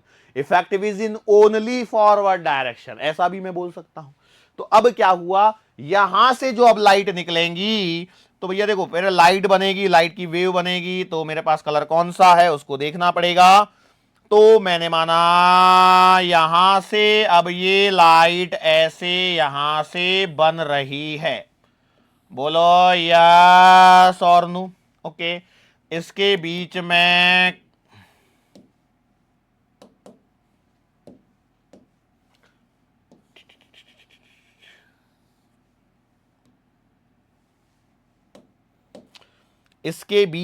मैं यहां पे हरा कलर ले लेता हूं, ये यहां पर ऐसा भी हो रहा है, हो गया, ये इसका बना दिया मैंने। अब सिमिलर वे में हम लोग इस सोर्स से लाइट निकालते हैं। अब इस सोर्स से जब मैंने लाइट निकालना चालू किया तो ये मान लीजिए ये आ गई पहली, थोड़ा सा ये आ गई दूसरी, ये आ गई तीसरी, ये आ गई चौथी, ये आ गई पांचवी, ये आ गई छठवीं, ये आ गई सातवीं। मैं जानता हूं थोड़ा सा तो बिगड़ ही गया पैटर्न। अब इसके बीच में और डाल लो।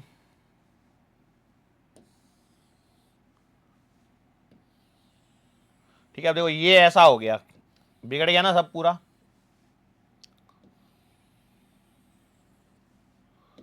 ओके तो अरे चला नहीं। हाँ, तो अब यहां पर क्या करो, इसको जरा ध्यान से देखो। मैं मान लेता हूं कि यहां पर जो पिंक कलर है एंड ब्लैक कलर है, ये डार्क लाइंस हैं। ये कैसी लाइन है बेटा? डार्क लाइंस हैं। और जो ग्रीन कलर है एंड ब्लू टाइप का जो कलर है वो डॉटेड लाइन है। ठीक है, तो इस पे देखो बिल्कुल वही पैटर्न आपको यहां पर देखने को मिलेगा। मतलब क्या हो रहा है, तो यहां पर हम लोग क्रॉस और डॉट्स बनाते हैं। ठीक है, तो पिंक और ब्लैक को देखते चले जाओ। पिंक और ब्लैक, ओके, हाँ, पिंक और ब्लैक। आगे कहीं मिल रहा है क्या? एक पिंक और ब्लैक, पिंक और ब्लैक, पिंक और ब्लैक मिल गई। यस और नो? ये इधर जा रहा है, ये इधर जाना चाहिए। अच्छा, इधर में मैंने बहुत ही कम लिए हैं, थोड़ा इसके कारण हो रहा है। चलो ठीक है, इस पे देख लेते हैं। पिंक और ब्लैक कहीं मिला गया, पिंक और ब्लैक, पिंक और ब्लैक, पिंक और ब्लैक, और कहीं मिल रहा है पिंक और ब्लैक। ये पिंक और ब्लैक मिल रहा है। हालांकि देखो ये अब कुछ ऐसा पैटर्न कहीं यहां पे आपको देखने को मिलना चाहिए। यस और नो? अब क्या होता है, पिंक और ब्लैक और ऐसा लेना है, ग्रीन और ब्लू ले लो, ग्रीन और ब्लू, ग्रीन और ब्लू, ग्रीन और ब्लू, ग्रीन और ब्लू, ग्रीन और ब्लू डॉटेड लेना है। जैसे देखो ये आपने ले लिया, ये आपने ले लिया, ये आपने ले लिया, ये थोड़े से पास पास हो गए मेरे पास में एक्चुअली। तो देखो ये कुछ एक ऐसा पैटर्न जा रहा है, तो ये थोड़े से पास पास है, इसके कारण ऐसा लग रहा है। बाकी ये करना आपको ऐसा ही है। तो ये आपको यंग्स डबल स्लिट एक्सपेरिमेंट में ऐसा पैटर्न देखने को मिलेगा। तो ये आगे कहीं स्क्रीन पे पहुंचेंगे। ठीक है, इसको मैं आगे बढ़ा देता हूं, ये स्क्रीन पे, ये स्क्रीन पे। अब इसके बाद में आप देखोगे तो फिर से देखो ये वाला एक पैटर्न, उसके बाद में ये वाला एक पैटर्न। तो ऐसे दो पैटर्न्स कंटिन्यूअसली आपको अल्टरनेट मिलते जाते हैं और इस पैटर्न को स्क्रीन पे देखा जाता है। जब इस पैटर्न को स्क्रीन पे देखा जाता है तो उसकी हम लोगों को क्या करनी है? स्टडी करनी है। बेसिकली ये जो बने हैं ये हैं आपके बैंड्स। ये क्या बन रहे हैं? बैंड्स।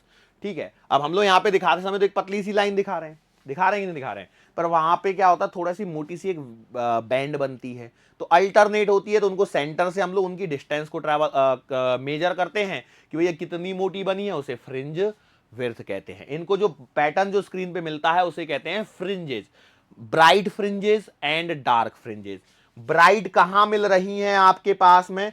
तो ये जो ये है पिंक एंड ब्लैक वाला है, यहां पर हमें मिल रही हैं ब्राइट फ्रिंजेस। और इस वाले में ग्रीन एंड ब्लू, जिसे मैं डॉट की बात कर रहा था, इसे हम लोग कह रहे हैं डार्क फ्रिंजेस। ठीक है, ये फ्रिंजेस आपको मिल गई। अब इन फ्रिंजेस को हम लोगों को स्टडी करना है। तो हम लोग क्या करते हैं कि इसको समझने के लिए वापस से इस सेटअप को हम लोग ब्रेक करके हमारी सहूलियत के अनुसार हम लोग इसको लेकर आते हैं एक सिंपल पैटर्न के फॉर्मेट में। जैसे ये रहा, ये रहा और ये रहा। ठीक है, हमारा काम जहां से चल रहा है वहीं तक हमें पढ़ना है। तो S1 और S2, और इसको बेटा बराबर आपने ऐसे ब्रेक किया हुआ था। ये रही आपकी स्क्रीन। बोलो समझ में आया? ये S1 है, ये S2 है। ओके, अब हम लोग क्या करते हैं, इस स्क्रीन पर एक पॉइंट कंसीडर करते हैं P, और इसे एनालिसिस करते हैं भैया यहां पर जो फ्रिंज मिल रही है वो डार्क है या ब्राइट है, कैसी है, इसको मुझे एनालिसिस करना है। तो भैया इसको एनालिसिस करने के लिए क्या होगा, यहां से एक लाइट रे यहां पहुंचेगी और यहां से ऐसे, अरे तेरी क्या बात है, एक यहां से ऐसे पहुंच गए। ठीक है, दोनों पहुंच गई। थोड़ी सी आपको कटिंग वटिंग जैसा दिख रहा होगा, यहां पहुंच के मिल चुकी हैं। अब मैंने क्या माना कि भैया ये जो सोर्सेस है और ये जो है स्क्रीन, इसके बीच की जो डिस्टेंस है इसे कैपिटल डी, और ये जो S1 है और ये जो S2 है इसके बीच की जो डिस्टेंस है उसे स्मॉल डी मान लिया। ठीक है, यहां से एक लाइन और मैं खींच देता हूं। ये आपने एक पैरेलल लाइंस यहां पर ड्रॉ कर ली हैं। ये क्या कर ली है बेटा? पैरेलल लाइन ड्रॉ कर ली हैं। S1 के सामने मैंने एक पॉइंट मान लिया M1 और S2 के सामने मैंने एक पॉइंट मान लिया M2। ठीक है, एम ही मान सकता हूं। यहां एक पॉइंट मैं मान लेता हूं एम और यहां मैं मान लेता हूं ओ। ठीक है, ये क्या हो गया, ये ओ जो है वो सेंट्रल ब्राइट फ्रिंज है, सेंट्रल ब्राइट फ्रिंज है, क्योंकि इन दोनों यहां पर जब पहुंचेंगी तो इन दोनों को सेम डिस्टेंस ट्रेवल करनी पड़ेगी, मैं पहले भी समझा चुका हूं। ठीक है, दोनों के बीच में कोई पाथ डिफरेंस वगैरह कुछ नहीं मिलेगा, तो वो जीरो रहेगा, फेज डिफरेंस जीरो रहेगा, तो आपको यहां पर सेंट्रल में ब्राइट फ्रिंज मिलेगी। लेकिन इससे ऊपर यदि मैं कहीं हूं तो वहां क्या मिल रहा है उसको मैं कैसे यहां पर समझने की कोशिश करूंगा। तो भैया मैंने मान लिया कि ये जो सेंटर ओ है, ये जो सेंटर लाइन ओ है, ये पी पॉइंट है, इसकी जो डिस्टेंस है उसे मैं एक्स मान लेता हूं। हो सकता है कई जगह पे आपको ये वाई लिखी हुई मिले, एक्स और वाई कुछ भी मान लीजिए, कोई फर्क नहीं पड़ने वाला है। ये जो डिस्टेंसेस है ना, ये वाली जो डिस्टेंस है वो है स्मॉल डी बाई टू, और ये वाली डिस्टेंस भी है स्मॉल डी बाई टू। इसका क्या यूज है ये आपको आगे समझ में आने वाला है। सो नाउ मूव फर्दर, तो हम लोग देखेंगे कि जो ओपी डिस्टेंस है वो तो हमारे पास एक्स या वाई है, तो उसमें या तो डी बाई टू एड हो रहा होगा या डी बाई टू सबट्रैक्ट हो रहा होगा। लेकिन उसको समझने के लिए हम लोगों ने क्या करना है, हमें तो भैया अपने पाथ डिफरेंस से खेलना है। भाई हमें तो पाथ डिफरेंस के बिना कुछ समझ में ही नहीं आता, तो भैया मैंने बोला जो हमें पाथ डिफरेंस मिल रहा है वो पाथ डिफरेंस हमें समझाएगा कि जो पॉइंट वहां पर मिल रहा है पी पर, वो बनने वाली जो फ्रिंज है वो ब्राइट होगी या डार्क होगी। तो भैया पाथ डिफरेंस कितना लिखोगे, तो आप बोलोगे पाथ डिफरेंस जो लिखा जाएगा वो आएगा बेटा S2P माइनस का S1P, S2P माइनस का S1P। पाथ डिफरेंस क्लियर है, S2P माइनस का S1P यहां पर क्या है, पाथ डिफरेंस है। अब S2P और S1P को हम लोगों को क्या करना है, किसके टर्मिनोलॉजीज में, जो डेटा हमारे पास में है। हमें कैपिटल डी के बारे में पता है, हमें स्मॉल डी के बारे में पता है, इतना तो पता होगा, और ये एक्स भैया कितनी दूरी पर जाके आप उसे एनालाइज कर रहे हो, तो इन टर्मिनोलॉजीज में उसको लाना है।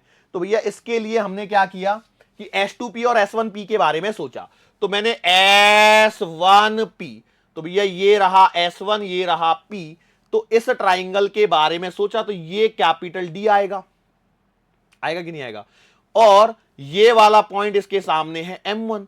बोलो यस और नो, तो M1P क्या लिखा जाएगा, तो आप बोलोगे सर जी M1P जो आएगा वो आएगा x माइनस का डी बाई टू, आएगा या नहीं आएगा, और ये कैपिटल डी है। तो यहां से आप देख पा रहे हो कि जो आपको S1P लिखना है,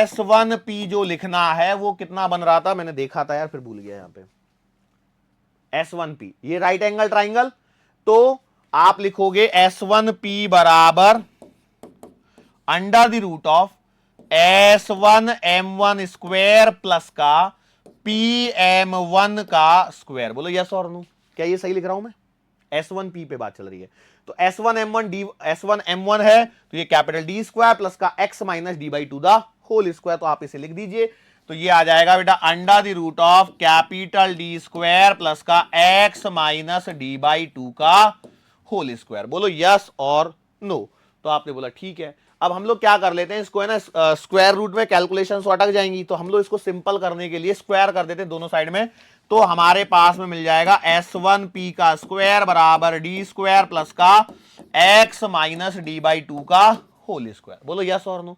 अब आपको दूसरा कौन चाहिए, S2P, तो S2P को कैसे लेकर के आओगे, सोचो, तो S2P के लिए S2P का ट्राइंगल बनाओगे, तो भैया देखो ये रहा आपका S2P का ट्राइंगल, तो ये पॉइंट आएगा आपको M2। बोलो यस और नो, तो आपको M2P के बारे में सोचना है, तो M2P जो आएगा वो कितना आएगा, M2P मतलब यहां से लेकर के यहां तक, तो ये तो x ऑलरेडी है, तो ये आपको मिल जाएगा x प्लस का डी बाई टू। बोलो यस और नो, और इस बेसिस पर आप S2P लिख सकते हो, तो बेटा S2P जब लिखोगे तो ये कैपिटल डी है ही है, अंडर द रूट ऑफ आप लिखोगे S2M2 स्क्वायर प्लस का PM2 का स्क्वायर। बोलो यस और नो। अब मुझे पता है कि स्क्वायर रूट में कैलकुलेशन में दिक्कत होगी, तो मैं क्या कर लेता हूं, S2P का भी स्क्वायर निकाल लेता हूं। सो हम यहां पर बात कर रहे हैं S2P के स्क्वायर के बारे में, तो ये आएगा बेटा कितना, डी स्क्वायर प्लस का x प्लस का डी बाई टू का whole square. Equation number 1, equation number 2। मेरा टारगेट बोलो क्या था, मेरा टारगेट था अपना ये कैलकुलेशन, क्या H2P माइनस का S1P कैलकुलेशन का मेरा टारगेट था, लेकिन मेरे को अचीव नहीं हुआ, मुझे ये मिल रहा है। तो एक काम करता हूं मैं इसका ही स्क्वायर कर लेता हूं, कोई दिक्कत है? मतलब इनको ही सब्ट्रैक्ट कर देता हूं आपस में, तो मेरा कुछ तो काम बनेगा। तो मैंने लिख दिया S2P का स्क्वायर माइनस S1P का स्क्वायर, मतलब इक्वेशन नंबर 2 माइनस का 1। बोलो यस और नो। तो इसमें से इसको जब सब्ट्रैक्ट करो तो डी स्क्वायर में से डी स्क्वायर खत्म। तो क्या बचेगा आपको?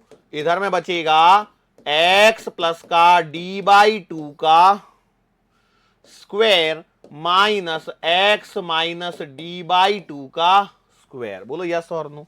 आपने बोला ठीक है, यस और नो। जरा इसको सॉल्व करते हैं तो आपको मिलेगा कितना? एक्स स्क्वायर प्लस का डी स्क्वायर बाई 4 प्लस का 2x/d/2। बोलो यस और नो। पहला ब्रैकेट माइनस माइनस लिखा हुआ है मैंने, दूसरे ब्रैकेट को मैं यहां लिखता हूं, तो ये आएगा एक्स स्क्वायर प्लस का D square by 4 minus 2 into x into d/2। बोलो यस और नो। अब इसको जरा सॉल्व करने की कोशिश करो। तो देखो, जब ब्रैकेट ओपन होंगे तो क्या एक्स स्क्वायर से एक्स स्क्वायर कटेगा? क्या डी स्क्वायर बाई 4 से डी स्क्वायर बाई 4 कटेगा? देखो ब्रैकेट को ओपन करके देखो, ये माइनस है ना, तो इसके आगे माइनस लगा दो, तो ये माइनस और ये प्लस हो जाएगा। मतलब आपके पास में बचेगा कितना? 2 से 2 काट दो तो एक्स डी, और ये 2 से 2 काटो x D x D, 2xd बचेगा। कब? ये वाला जो डेटा है वो। ठीक है, अगले पेज पे लेके जा रहा हूं, यहां तक आपने देख लिया होगा। ठीक है, यहां तक आपने देख लिया, आगे लेके जा रहा हूं अगले पेज पे। तो ये हो जाएगा H2P का स्क्वायर माइनस S1P का स्क्वायर बराबर 2xd। ठीक है, अब आगे बढ़ते हैं। अच्छा, इसको क्या लिख सकता हूं? इसको लिख सकता हूं इट इंप्लाइज H2P माइनस का S1P इंटू H2P प्लस का S1P बराबर 2x स्मॉल d। यस और no? It implies I can write S2P minus का S1P बराबर 2x small d upon H2P plus का S1P। समझ में आया? अब इसको देखो क्या है, ये H2P और S1P है, इन दोनों को हम लोग कर रहे हैं ऐड, इन दोनों को हम लोग कर रहे हैं ऐड। अब यहां पर हमारी जो condition of steady interference pattern था, उसके बेसिस पर यदि मैं देखता हूं तो इन दोनों के बीच की जो डिस्टेंस है उसके बारे में क्या बोला गया है? This must be small. ये दोनों के बीच की दूरी स्मॉल होनी चाहिए और ये दूरी लार्ज होनी चाहिए। जब ऐसा होगा तो आप सोचिए, आप एक ट्राइंगल बना रहे हो, यहां पे बना रहा हूं, देखो ये डिस्टेंस लार्ज है और ये डिस्टेंस ऐसे छोटी सी, तो ये वाली डिस्टेंस आ रही है कि नहीं आ रही है? तो आपने बोला सही बात है सर, ये वाली डिस्टेंस यदि ऐसे आ रही है तो इस डिस्टेंस को क्या मैं इस वाली डिस्टेंस को इस वाली डिस्टेंस के इक्वल मान सकता हूं? देखो दो लाइन खींची हुई, एकदम छोटा छोटा सा अंतर आ रहा है कि नहीं आ रहा है? उल्टा करके दिखा रहा हूं, लेकिन आ रहा है कि नहीं आ रहा है? मतलब इसको कैपिटल डी के ही बराबर मान सकता हूं इन डिस्टेंसेस को। यस। अच्छा, डिफरेंस में नहीं मानना, नहीं तो फिर आप प्रूव ही क्या करोगे? मैं बोल रहा हूं आपसे कि जब हम लोग ये वाले स्टेप में चल रहे हैं, इस वाले स्टेप के लिए, सिर्फ और सिर्फ इस वाले स्टेप के लिए, इसको नहीं करना है, इसको यदि बराबर कर दे तो खत्म ही हो जाए कहानी। H2P can be approximately equals to S1P, और इसको हम लोग approximately equals to capital D मानते हुए H2P प्लस का S1P को हम लोग अप्रोक्सीमेटली 2D मान सकते हैं। कितना मान सकते हैं? 2 कैपिटल डी। तो ये करने पर आपको क्या मिलेगा? देखिए जरा, आपको मिलेगा S2P माइनस का S1P बराबर 2x small D divided by 2 capital D. So 2 से 2 कैंसल, तो you are getting H2P minus का S1P बराबर x small D upon capital D. ये आपको मिल गया है, मिला है या नहीं मिला है? तो आपने बोला सही बात है, ये तो मिल गया। What is this? This is your path difference. ये है आपका पाथ डिफरेंस। बोलो यस और नो।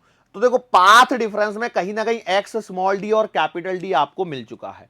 अब आपको सोचना है कि यदि वो पॉइंट, जो भी पॉइंट पर आप बात कर रहे हो, या तो वहां पर कंस्ट्रक्टिव इंटरफेरेंस हुआ होगा या फिर आपका हुआ होगा डिस्ट्रक्टिव इंटरफेरेंस। दो में से कोई एक ही कंडीशन, दो तो होंगी नहीं एक ही बार में।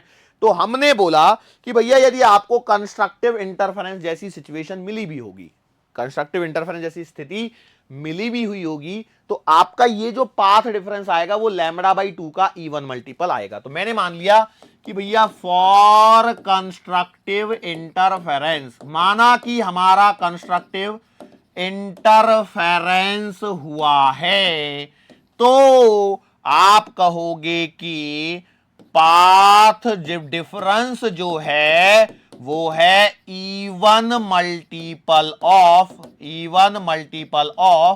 Lambda by 2। तो मैं इसे लिख सकता हूं कि भैया x small D upon capital D बराबर 2n ऑफ लैम्बडा बाई 2। बोलो यस और नो। लैम्बडा बाई 2 का इवन मल्टीपल, लैम्बडा बाई 2 का इवन मल्टीपल। तो यहां से कहानी मेरे पास में घूम के आती है, 2 से 2 कैंसल, तो स्मॉल एक्स बराबर आता है n lambda capital D upon small D. ये है आपकी distance of nth bright fringe. ये जो मैंने निकाली है इसे मैं लिख सकता हूं distance of nth bright fringe, nth bright fringe. बोलो यस और नो। तो आपने बोला सही बात है। तो इसका मतलब जीरोथ ब्राइट फ्रिंज यदि मुझे चाहिए होगी तो क्या बोलो, zeroth bright fringe, BF zeroth bright fringe है ये। फ्रिंज समझ में आ रहा है? ओके, तो n की जगह 0 लिख दो, तो आपको मिल जाएगा x0 बराबर 0, मतलब o से 0 डिस्टेंस पर, इसलिए o जो है वो सेंट्रल ब्राइट फ्रिंज कहलाता है। क्या गया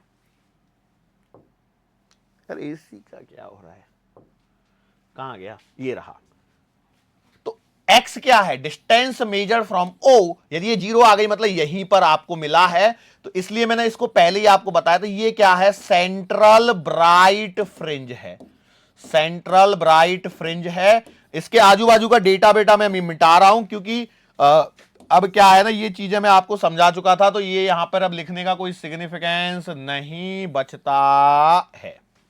सेंट्रल ब्राइट फ्रिंज, क्लियर?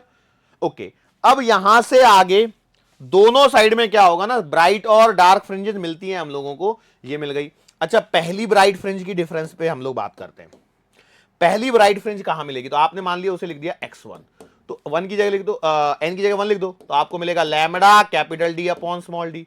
अच्छा, सेकंड ब्राइट फ्रिंज कहां मिलेगी, 2 lambda capital D upon small D. अच्छा, तीसरी ब्राइट फ्रिंज कहां मिलेगी, x3 बराबर 3 lambda capital D upon small D. अच्छा, चौथी ब्राइट फ्रिंज कहां मिलेगी, तो आप लिखोगे x4 बराबर 4 lambda capital D upon small D. अच्छा, पांचवी कहां मिलेगी, x5 बराबर 5 lambda capital D upon small D. Yes और नो, क्या ये सारी ऐसी मिलेंगी, यस और नो? तो आप बोलेंगे बात तो पते की लग रही है। Is it clear to you? Sure है? श्योर होना पड़ेगा, बिना श्योर हुए काम नहीं चलेगा। ओके, अब हमने कंस्ट्रक्टिव इंटरफेरेंस मानते हुए ब्राइट फ्रिंज निकाल ली। अब हमें मान के चलना है कि यदि कंस्ट्रक्टिव नहीं हुआ होगा तो डिस्ट्रक्टिव इंटरफेरेंस होगा, और यदि डिस्ट्रक्टिव इंटरफेरेंस को आप कंसीडरेशन में लेते हो तो भैया मैंने बोला फॉर डिस्ट्रक्टिव इंटरफेरेंस, तो हम लोग कहेंगे कि जो भी आपका पाथ डिफरेंस आ रहा है वो है आपका odd multiple of lambda by 2।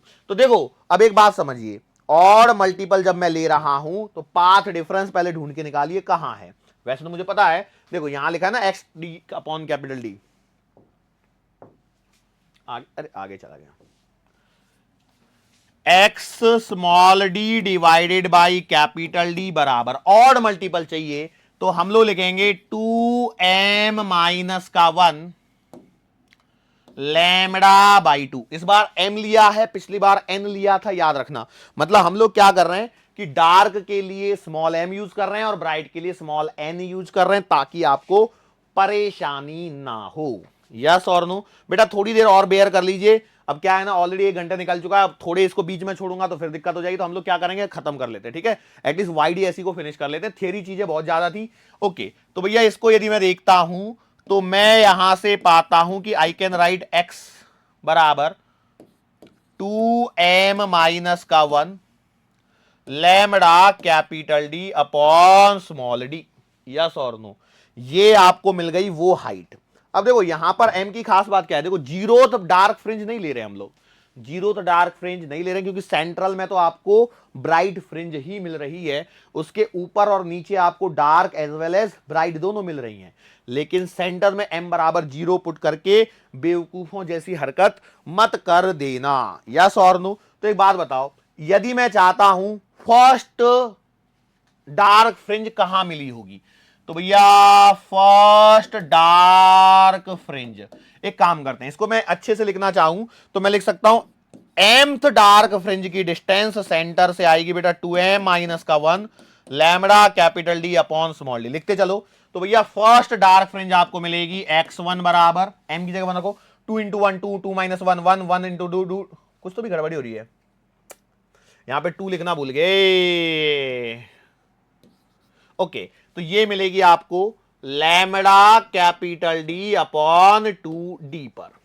देखो आधी डिस्टेंस पे मिली है लैम्बडा। देखो पहली बार ब्राइट, देखो पहली कहां पे मिली, lambda capital D upon small D, और ये इसका क्या है, आधा है। तो सेंट्रल के तुरंत बाद में आपको डार्क फ्रिंज मिल रही है।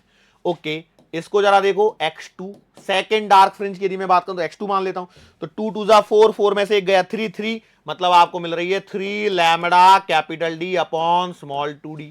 अच्छा, ये आपकी आ गई सेकेंड डार्क। एक काम कर लेते हैं, जो ब्राइट वाले हैं ना इनको 1b 2b 3b 4b 5b ये लिख दिया, इनको लिख लेते हैं 1d 2d। अच्छा, मैं बोल रहा हूं थर्ड डार्क, तो देखो ये सवाल है अपने आप में, तो x3d कितना आएगा, 3 दूना 6 में से गए 5 lambda capital D upon 2d, third निकाल ली। अच्छा, मेरा मन थोड़ी भरेगा अभी। अच्छा, फोर्थ डार्क फ्रिंज बताओ, तो आप लिखोगे x4d बराबर 4 दूना 8 में से गए 7 lambda capital D upon small D. पांचवी और निकाल लो, फिफ्थ डार्क, तो ये मिलेगा x5d बराबर 9 lambda capital D upon 2d। बोलो यहां तक की तो हमने निकाल ली है, ठीक है? अब क्या होता है ना, यहां से हमारे पास में एक पैटर्न आता है, ये क्या है, डिस्टेंसेस ऑफ डार्क फ्रिंज और ब्राइट फ्रिंज। बेसिकली इस पे सवाल बनता है कि चौथी डार्क फ्रिंज और तीसरी ब्राइट फ्रिंज के बीच की डिस्टेंस बतानी है। तो 4d 7 lambda D upon 2d, मैं सवाल यहां पे समझा सकता हूं, अभी कराऊंगा तो मैं बाद में पूरे के पूरे न्यूमेरिकल्स एक साथ। तो फोर्थ डार्क फ्रिंज की 7 lambda capital D upon small 2d, और थर्ड ब्राइट, तो थर्ड ब्राइट कहां है, ये रही 3 lambda capital D upon small D, दोनों के बीच की डिस्टेंस। तो दोनों को सबट्रैक्ट करके जो भी आंसर निकलेगा, है ना, सबट्रैक्ट करोगे क्या, यही है कि कौन से साइड में है वो इंपॉर्टेंट है, कि एडिशन करें सब्ट्रैक्शन करें क्या करें। तो वो पैटर्न जब आप समझाएंगे पूरे तब आपको समझ में आएगा। यहां तक हो गया। अब हम लोग क्या करते हैं, वो जो फ्रिंज है ना उसकी मोटाई के बारे में हम लोगों को बात करनी है, जिसे हम लोग कहते हैं फ्रिंज विड्थ। क्या कहते हैं बेटा, फ्रिंज विड्थ। अब मैं से मैं बता दूं आपको, कई जगह पे आपको ये कैपिटल एक्स, कई जगह पे कैपिटल वाई, या कई जगह पे आपको बीटा देखने को मिलती है, ठीक है? कई जगह पे कैपिटल एक्स के फॉर्म में रिप्रेजेंट करते हैं, कई जगह कैपिटल वाई और कई जगह कैपिटल बी। तो जो फ्रिंज विड्थ होती है उसका बेसिक मतलब ये होता है कि जो एडजासेंट, जैसे मान चलो आपको डार्क फ्रिंज विड्थ निकालनी है, मतलब जो डार्क वाली जो फ्रिंज बनी उसकी मोटाई कितनी है, तो हम लोग क्या करते हैं ना, ऐसा कंसीडर करते हैं कि दो एडजासेंट सेंटर वाले जो ब्राइट हैं उनके सेंटर के बीच की कितनी डिस्टेंस है, उससे हम लोग डार्क वाली की मोटाई निकालते हैं। और यदि ब्राइट वाली की निकालनी होगी तो दो सेंटर डार्क वालों को ले लेते हैं, उनके बीच की निकाल लेते हैं। इस प्रकार से हम लोग करते हैं। यहां पर एक खूबसूरत बात और देखिए, वो पता है क्या है, आप है ना इन दोनों का डिफरेंस लीजिए, कितना आ रहा है देखो, 9 lambda capital D upon 2d minus 7 lambda capital D upon 2d कितना आएगा, 2 lambda capital D upon 2d, 2 से 2 कटेगा, lambda capital D upon small D. ऐसे ही आप इन दोनों का डिफरेंस लेके देखिए, फिर आप इन दोनों का लेके देखिए, इन दोनों का लेके, सबका देखिए lambda capital D upon small D आएगा, आएगा या नहीं आएगा देख लेना एक बार। वैसे ही यहां पर मैं बोल रहा हूं इन दोनों का तो खैर क्या लोगे, इन दोनों का लेके देखिए, इन दोनों का लेके देखिए, इसको इसके साथ में लेके देखिए और इन दोनों का आपस में लेके देखिए, सबका answer lambda capital D upon small D आ रहा होगा। आ रहा है कि नहीं आ रहा है, तो वो आप समझ गए लॉजिकली कि वो आंसर आपका किसका आंसर है, फ्रिंज विड्थ का आंसर है। तो फ्रिंज विड्थ क्या निकल के आती है, lambda capital D upon small D is the answer for fringe width. लेकिन आ कैसे रहा है, क्योंकि देखो अभी और यदि आप करोगे तो फिर वहां पे परेशानी हो जाएगी। तो हम लोग क्या करते हैं कि let's say nth bright fringe कहां बन रही है बताओ, nth ब्राइट फ्रिंज की जो डिस्टेंस है वो है xn, तो आएगी n lambda capital D upon small D, और n+1 nth ब्राइट फ्रिंज कहां बन रही है उसकी डिस्टेंस, और उसके तुरंत बाद में कौन सी आएगी, n+1th ब्राइट फ्रिंज कहां बन रही है उसकी डिस्टेंस। तो आप लिखोगे उसे xn+1 बराबर n+1 और lambda capital D upon small D. तो भैया इन दोनों के बीच का जो डिफरेंस है वो आपको फ्रिंज विड्थ बताएगा। तो आप लोग लिखेंगे फ्रिंज विड्थ बराबर जिसे मैं बीटा या कैपिटल एक्स जो भी मानना हूं, तो बीटा बराबर आपको मिल जाएगा xn+1 माइनस का xn, तो आप लिखोगे n+1 lambda capital D upon small D minus small n lambda capital D upon small D. Solve करने पर बीटा का आंसर जो आता है वो lambda capital D upon small D आता है। ये यहां से निकाल लिया हम लोग ने ब्राइट फ्रिंजेस के बेसिस पर, ऐसे ही डार्क फ्रिंजेस के बेसिस पर भी निकाल सकता हूं, यस और नो, आंसर वही आने वाला है, उसमें कोई दो राय नहीं है। तो distance of mth dark fringe, तो मैं लिखूंगा xm बराबर 2m माइनस का 1 lambda capital D upon small 2d। इससे अब याद होने लग गई चीजें। और इसके एडजासेंट वाली आएगी तो distance of m+1th dark fringe, बोलो जरा फटाफट कितनी आएगी बेटा, तो आपके पास में आएगा xm+1 बराबर, देखो 2m की जगह आपने लिख दिया m+1 माइनस का 1 lambda capital D upon small 2d, yes और नो। अब देखो इसको सॉल्व, 2m+2 माइनस 1, तो ये xm+1 जो आएगा वो आपके पास में आएगा 2m प्लस का 1 lambda capital D upon small D. तो इनके बीच की जब डिस्टेंस आप निकालोगे तो आपको ब्राइट फ्रिंज की डिस्टेंस मिल जाएगी, ब्राइट फ्रिंज की विड्थ मिलेगी, तो उससे मैं बीटा बोल रहा हूं। तो ये आपने लिख दिया xm+1 माइनस का xm, तो आंसर थोड़ी बदल जाएगा, आंसर वही रहेगा 2m+1 lambda capital D upon small 2d minus 2m minus का 1 lambda capital D upon small 2d। बोलो यस और नो। अब इसको सॉल्व करना है, तो सॉल्व करने के लिए बेटा आप सॉल्व करेंगे तो बीटा का आंसर नहीं बदलेगा, lambda capital D upon small D आएगा। Even though I know that कि कई लोग सोच रहे होंगे सर नीचे तो 2 था वो कहां चला जाएगा, तो बेटा इसमें 2m भी तो है ना, तो 2m+1 यहाँ 2m-1 तो कुछ कटेगा जुड़ेगा, सब मिला के lambda capital D upon small D आने वाला है, यस और नो। तो ब्राइट फ्रिंजेस जो आपको मिल रही है वो कहां कहां पर मिलती है, 0 lambda capital D upon small D, फिर उसके बाद में 2 lambda capital D upon small D, फिर 3, फिर 4, फिर 5 एंड 6 एंड सो ऑन। और जो डार्क फ्रिंजेस मिलती है वो कहां पे मिलती है, पहली ही मिलती है आपको lambda capital D upon 2d पे, उसके बाद में 3 lambda capital D upon 2d पे, फिर मिलती है 5 lambda capital D upon 2d पे एंड सो ऑन। सो यहां पर एक बात और प्रूव होती है कि जो ये इंटरफेरेंस से जो बनने वाली फ्रिंजेस हैं दे आर इक्वली स्पेस्ड। ऐसा नहीं होता है कि मान के चलो कहीं अंतर ज्यादा है कहीं अंतर कम है, ऐसा कभी भी नहीं होता है। क्या ये वाला पॉइंट आपको समझ में आया या नहीं आया, बोलो यस और नो, क्लियर है, ओके। अब यहां से आगे क्या होता है कि हम लोग यहां पे थोड़ा सा जो रे ऑप्टिक्स वाला जो पोर्शन है उसको भी यहां पर थोड़ा सा इंक्लूड करते हैं। कभी कभी सवाल बन जाता है इसलिए भी आपके लिए जरूरी है, और सवाल नहीं बना तो क्या हुआ, हमें पता तो होना जरूरी है कि एग्जैक्टली कहां पे सवाल एग्जामिनर क्या पूछ सकता है, और वो सवाल होता है डिस्प्लेसमेंट ऑफ फ्रिंजेस पे। तो एक छोटी सी हेडिंग है बेटा, जिसके मैं प्रूफ तो नहीं करूंगा लेकिन आपको बता देता हूं, क्योंकि आपको लॉजिकली सारी चीजें मालूम होनी चाहिए। डिस्प्लेसमेंट ऑफ फ्रिंजेस, ठीक है, डिस्प्लेसमेंट ऑफ फ्रिंजेस। तो कैसा डिस्प्लेसमेंट की हम लोग बात कर रहे हैं, मान के चलो देखो ये सोर्स है S1 और ये सोर्स है S2, ठीक है, ये S2 है और ये S1 है, ये आपकी सेंट्रल लाइन, ये आपकी स्क्रीन। अब मान के चलो यहां से लाइट रे यहां पहुंचेगी, यहां से भी लाइट रे यहां पहुंचेगी। मान के चलो आपने क्या किया, एक म्यू रिफ्रैक्टिव इंडेक्स वाला और टी मोटाई का एक ट्रांसपेरेंट स्लैब आपने क्या रख दिया, बीच में रख दिया। तो इसके कारण क्या हो जाएगा कि ये जो है ये शिफ्ट हो जाएगा, क्या हो जाएगा, ये शिफ्ट हो जाएगा। और ये कितने से शिफ्ट होता है, म्यू माइनस 1 इंटू टी मोटाई रखी है। तो आपका जो एक्चुअल में जो पाथ डिफरेंस है, वो पाथ डिफरेंस ही आपका बदल जाएगा, वो आएगा S2P माइनस का S1P into mu minus 1 into, yes और नो। ओ सॉरी बेटा, मैंने इंटू लिख दिया यार इस पे, ओहो, अरे मिटा नहीं है,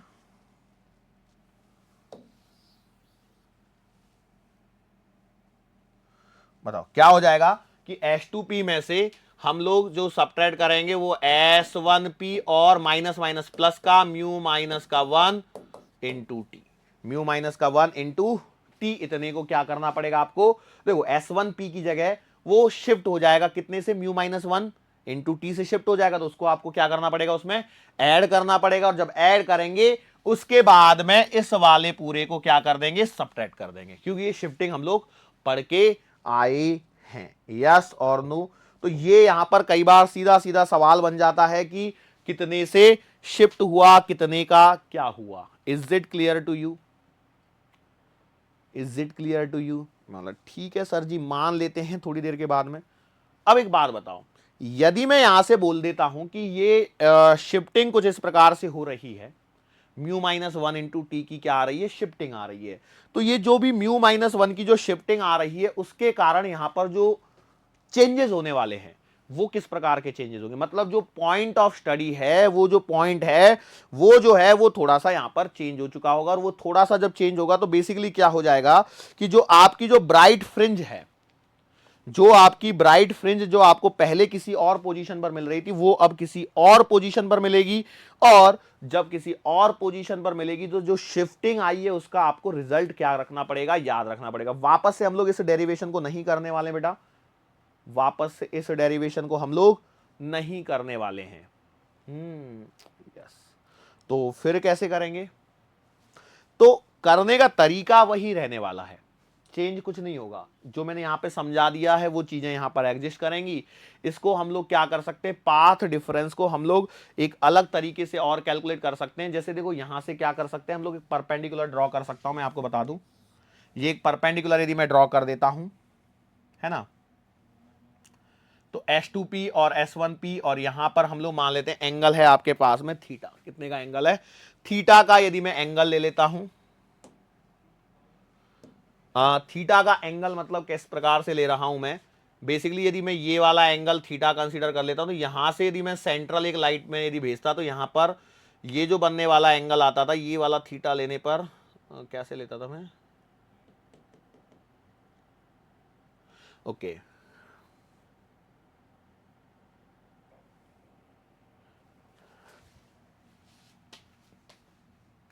ये एक परपेंडिकुलर ड्रॉ हो गया। तो S2P माइनस S1P मतलब ये वाला जो सेक्शन आता था इसकी मैं बात करता, तो बेटा ये आपके पास में ये एक ऐसी सिचुएशन बन के आती थी। ये है आपका 90 डिग्री का एंगल, इसको प्रॉपर बना लेता हूं मैं ताकि आपको समझ में आए। ये आपका ऐसा, ये ऐसा, और ये यहां पर ऐसा, ये है D, ये है एंगल थीटा। तो जो पाथ डिफरेंस है बेसिकली ये वाला है, और ये जो अंतर आएगा वो आएगा D साइन थीटा के बराबर। आएगा कि नहीं आएगा, हालांकि इसको हम लोग आगे चल के पढ़ेंगे जब मैं आपको डिफ्रैक्शन में चीजें बता रहा हूंगा, तो अब मैं इस फॉर्मेट का यहां पर क्या कर रहा हूंगा, प्रयोग कर रहा हूंगा। तो अब कहानी ये है कि जो डिस्प्लेसमेंट निकल के आता है वो कितना निकल के आता है। ये तो पाथ डिफरेंस का हम लोगों ने कर लिया, इसमें कोई दिक्कत वाली बात नहीं है। तो हम लोग मेनली इससे ज्यादा देखो, ये तो डेरिवेशन का पार्ट है जिसको हम लोगों को करना नहीं है अभी, क्योंकि देखो यदि हम लोग हर चीज का डेरिवेशन करेंगे तो फिर फंस जाएंगे। तो हम लोगों का मेन है कि भैया डिस्प्लेसमेंट कितना निकल के आता है। तो जो डिस्प्लेसमेंट इसमें होता है ब्राइट फ्रिंज का, वो एक सिंपल सा रिजल्ट होता है, म्यू माइनस 1 × टी से सरक रहा है, तो आप लिख दोगे डिस्प्लेसमेंट जो आएगा वो आएगा D mu minus 1 × T upon small D. ये तो सब चीजें थी ना, लैम्बडा की शिफ्टिंग करिए वो इतना कर दिया। Is it clear to you? बोलो यस और no. D mu minus 1 × T upon small D is the displacement of what? Fringe. Clear है? अब ये जो यहां पर शिफ्ट हुआ है उसमें कितनी फ्रिंजेस शिफ्ट हुई हैं? Number of fringes shifted. एक और सवाल बन जाता है, number of fringes shifted. Shifted तो इसे हम लोग कैपिटल एन से नाम देते हैं। किससे नाम देते हैं? ये कैपिटल एन। कैपिटल एन से मैंने इसको नाम दिया है। इस कैपिटल एन की जो वैल्यू निकल के आती है वो निकल के आती है म्यू माइनस का 1 × टी डिवाइडेड बाई लैम्बडा। इतनी फ्रिंजेस यहां पर आपकी शिफ्ट हुई हैं, ये रिजल्ट याद रखने। मैं डेरिवेशन पे नहीं जा रहा हूं जानबूझ के, क्योंकि देखो हमारे सिलेबस में जो काम की चीज, हालांकि इसको भी डिराइव कर सकते हैं, ऐसा कोई परेशानी वाली बात नहीं है, लेकिन रिजल्ट याद रख लोगे तो ज्यादा बेटर है, क्योंकि मेन रिजल्ट हम लोग याद कर चुके हैं। अच्छा, एक और बात आती है, और वो बात क्या आती है? मीडियम का कोई फर्क पड़ता है क्या? मान के चलो हम लोगों ने यंग्स डबल स्लिट एक्सपेरिमेंट को एयर में परफॉर्म किया है, तो जो आपको फ्रिंज विड्थ मिल रही है बीटा, वो कितनी मिल रही है बताओ? तो आपने लिखा sir ji lambda capital D upon small D मिल रही है यदि मैंने यंग्स डबल स्लिट एक्सपेरिमेंट को एयर में परफॉर्म किया है। लेकिन मेरा सवाल ये है कि यदि मैंने वाई डी ऐसी यंग्स डबल स्लिट एक्सपेरिमेंट को किसी मीडियम में परफॉर्म किया है जिसका रिफ्रैक्टिव इंडेक्स आपके पास में म्यू है, तो मुझे बताओ कि यहां पर जो बीटा मिलेगा फ्रिंज विड्थ मीडियम के अंदर में, क्या उसमें कोई परिवर्तन आएगा? और यदि आएगा तो कितना परिवर्तन आएगा, कितना उसका आंसर आपको लिखना होगा? क्या ये वाली बात आप बता सकते हैं? यस और नो। तो कई लोग इसका आंसर तुरंत दे चुके होंगे और कई लोग अभी भी सोच में पड़े होंगे कि कितना आंसर निकालेंगे। सोचो क्या फर्क पड़ता है लैम्बडा इन एयर और लैम्बडा इन मीडियम में? मतलब म्यू कहीं ना कहीं आपको म्यू डालना है, बस ये सोच लीजिए कि कहां लिखे म्यू ताकि आपका काम बन जाए। सोचो और बोलो, लैम्बडा अपॉन म्यू लिखूं या लैम्बडा इंटू म्यू लिखूं? वाईडीएसई में जो फ्रिंज विड्थ है उसमें क्या फर्क पड़ेगा मीडियम का? इस पर भी सवाल पूछा जा सकता है बेटा, ऐसा नहीं है कि नहीं पूछा सकता। मीडियम की जगह किसी और में परफॉर्म करेंगे तो बस म्यू डालना है, म्यू लिखना है आपको। और यदि आपने इस म्यू को अच्छे से लिख लिया तो आपका काम ये मान के चलिए कि कुछ बचा ही नहीं है फिर तो आपके पास करने के लिए। यस और नो? श्योर है क्या इसमें? कई लोग बोल रहे होंगे सर इसमें क्या दिक्कत है, कहीं ना कहीं म्यू डालना है तो कहीं भी लिख देते हैं, उसमें क्या दिक्कत है? कहीं भी लिख लो, ऊपर लिख लो, नीचे लिख लो, हमें उनसे कौन सा डरना है? ऐसा तो नहीं हो सकता ना, ऐसा नहीं हो सकता, इस चीज को आपको ध्यान रखना है। तो हम लोग लिखेंगे lambda capital D upon mu. ठीक है, मीडियम के अंदर में जब हम लोग बात कर रहे होते हैं तो इस प्रकार से हम लोग लिख देते हैं फ्रिंज विड्थ के बारे में। यस और नो? क्लियर है? यस और नो? ओके, चलो आगे बढ़ता हूं मैं। एक और चीज, एक और लास्ट फॉर्मूला और हम लोग कर लेते हैं।